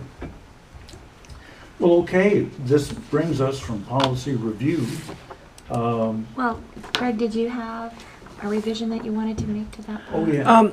I guess not necessarily, you know, after the discussion, I think whether it is, we decide to do it through a board committee or we decide to somehow arrange it just through practice. I mean, not a lot of these, nowhere is limiting us to being able to be participants in that. Right.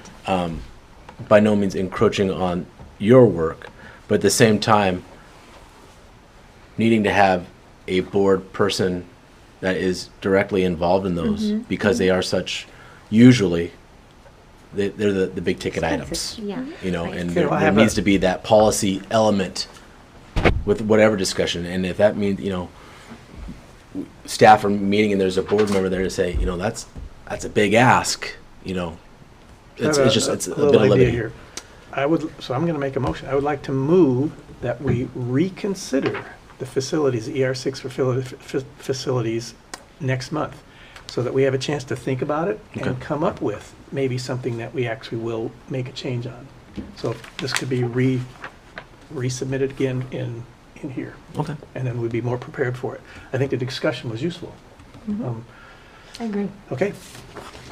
That was a motion. Okay, it has been moved that we we reconsider in light of the discussion we've just had, the issues raised by the facilities and long-range planning report.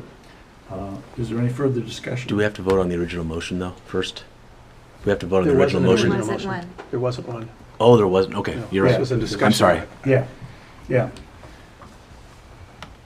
I think it's a good idea for reasons I think that's come out in the discussion. Oh, and also, the new point I think is good here. We have adapted policy governance as we've moved along. We haven't just kept a playbook and been keeping the game in pristine shape. We've been operating on the basis of a living constitution and have tweaked things when we have found from experience that some change is needed. And I think Art's proposal, though I reserve the right to disagree with it when the time comes, I think Art's proposal is exactly in the right direction. So that allows us to do our job even better and allows the superintendent also to do her job. Call So for I the think it's question. Okay. All those in favor, please signify by saying aye. Aye. Opposed, same sign. Okay, this brings us to adjournment. And the first step in that is any comment from the public. Is there any public member that would like to make a comment?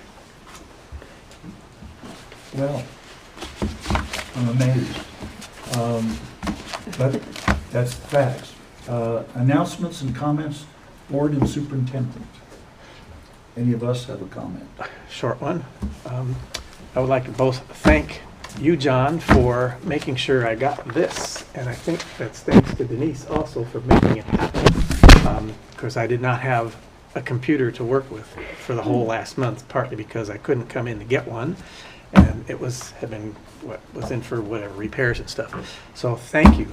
I did have a chance to go through all this yesterday and today, even though I didn't catch that part about it. Thank you, Craig, for catching it. But anyway, I wanted to say thanks for that, for supporting me when I was incapacitated. So that's it. That's my comment. Thank the St. Bernard that brought it out to his place. That's right. It was a St. Bernard.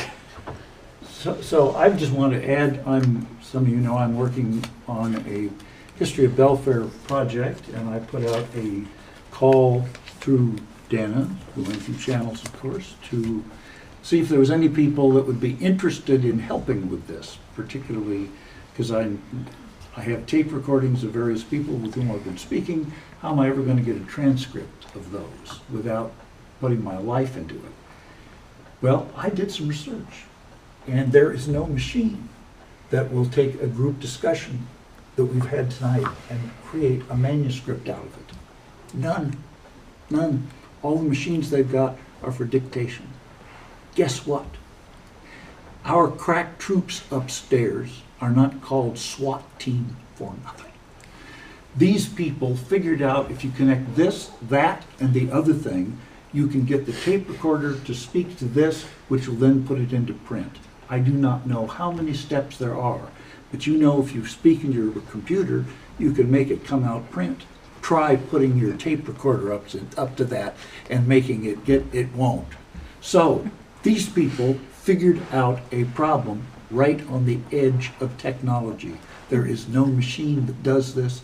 I want to say some people are getting a cutting edge education, and they're largely left to do it on their own resources.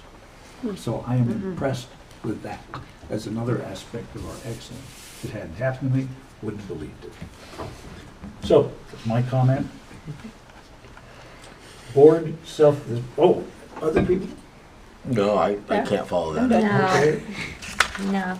Laura's thank you. gonna bust this out. I do have a really brief comment. I do want to let the board know, one of the things we've talked about in passing at the last couple of board meetings is a consideration that we might be bringing to you a discussion of changing the elementary school configurations. The leadership team and I have taken a longer look at that in light of a number of things, including the amount of information that's still unclear regarding state budgets, regarding the new trend for growth in our district, regarding the potential for having to consider not just remodeling a school, but adding schools to our inventory, and how that would impact a decision if we'd already made a decision to change our elementaries to like a primary and intermediate, and then we add a third elementary into the mix in just a few years, and there's even research that on both sides, but there's research that raises some concerns about having kids have more buildings that they go to during their career. And also for us, many of the districts who are very successful with having a primary district or buildings and then an intermediate building also don't have as much space between their buildings or between where families live, or also often districts where most kids walk to school. So when we put all of those things together and start thinking about some other outside the box ways to make sure that we meet those student-teacher ratios over the next year, 2 or 3, we think it's probably smarter to use some of those other ways to meet those ratios. And we'll be talking about those as we come up with those, but probably not about changing the way our schools are configured at this point in time. So I just wanted to give you that update. So we talked about it briefly, and I know you were expecting to have a conversation, and I wanted to tell you if anything, we'll be having a different conversation. All right. So that brings us to board self-assessment of the meeting. Okay, well, in the interest of time, I'm not going to read every one of these categories. However, under general meeting behavior, which covers the agenda and how the meeting operated and proceeded, I rated us satisfactory in all of those areas. And the governance principles review also has to do with the board actions at the policy level. So everything except for writing additional policies, which was not applicable tonight, we did follow those principles. So overall, we are satisfactory. Mm-hmm. All right, that's very good to hear. Our next meeting will be on November 14th, 2017. There'll probably be a study group meeting, so stay tuned. Is that a Tuesday? Yes. Tuesday, November 14th. Yeah, so our next meeting will be on November 14th at 6:30, and same place. And we hope to see you then. This meeting is adjourned. Thank you. Thank you. Let's go.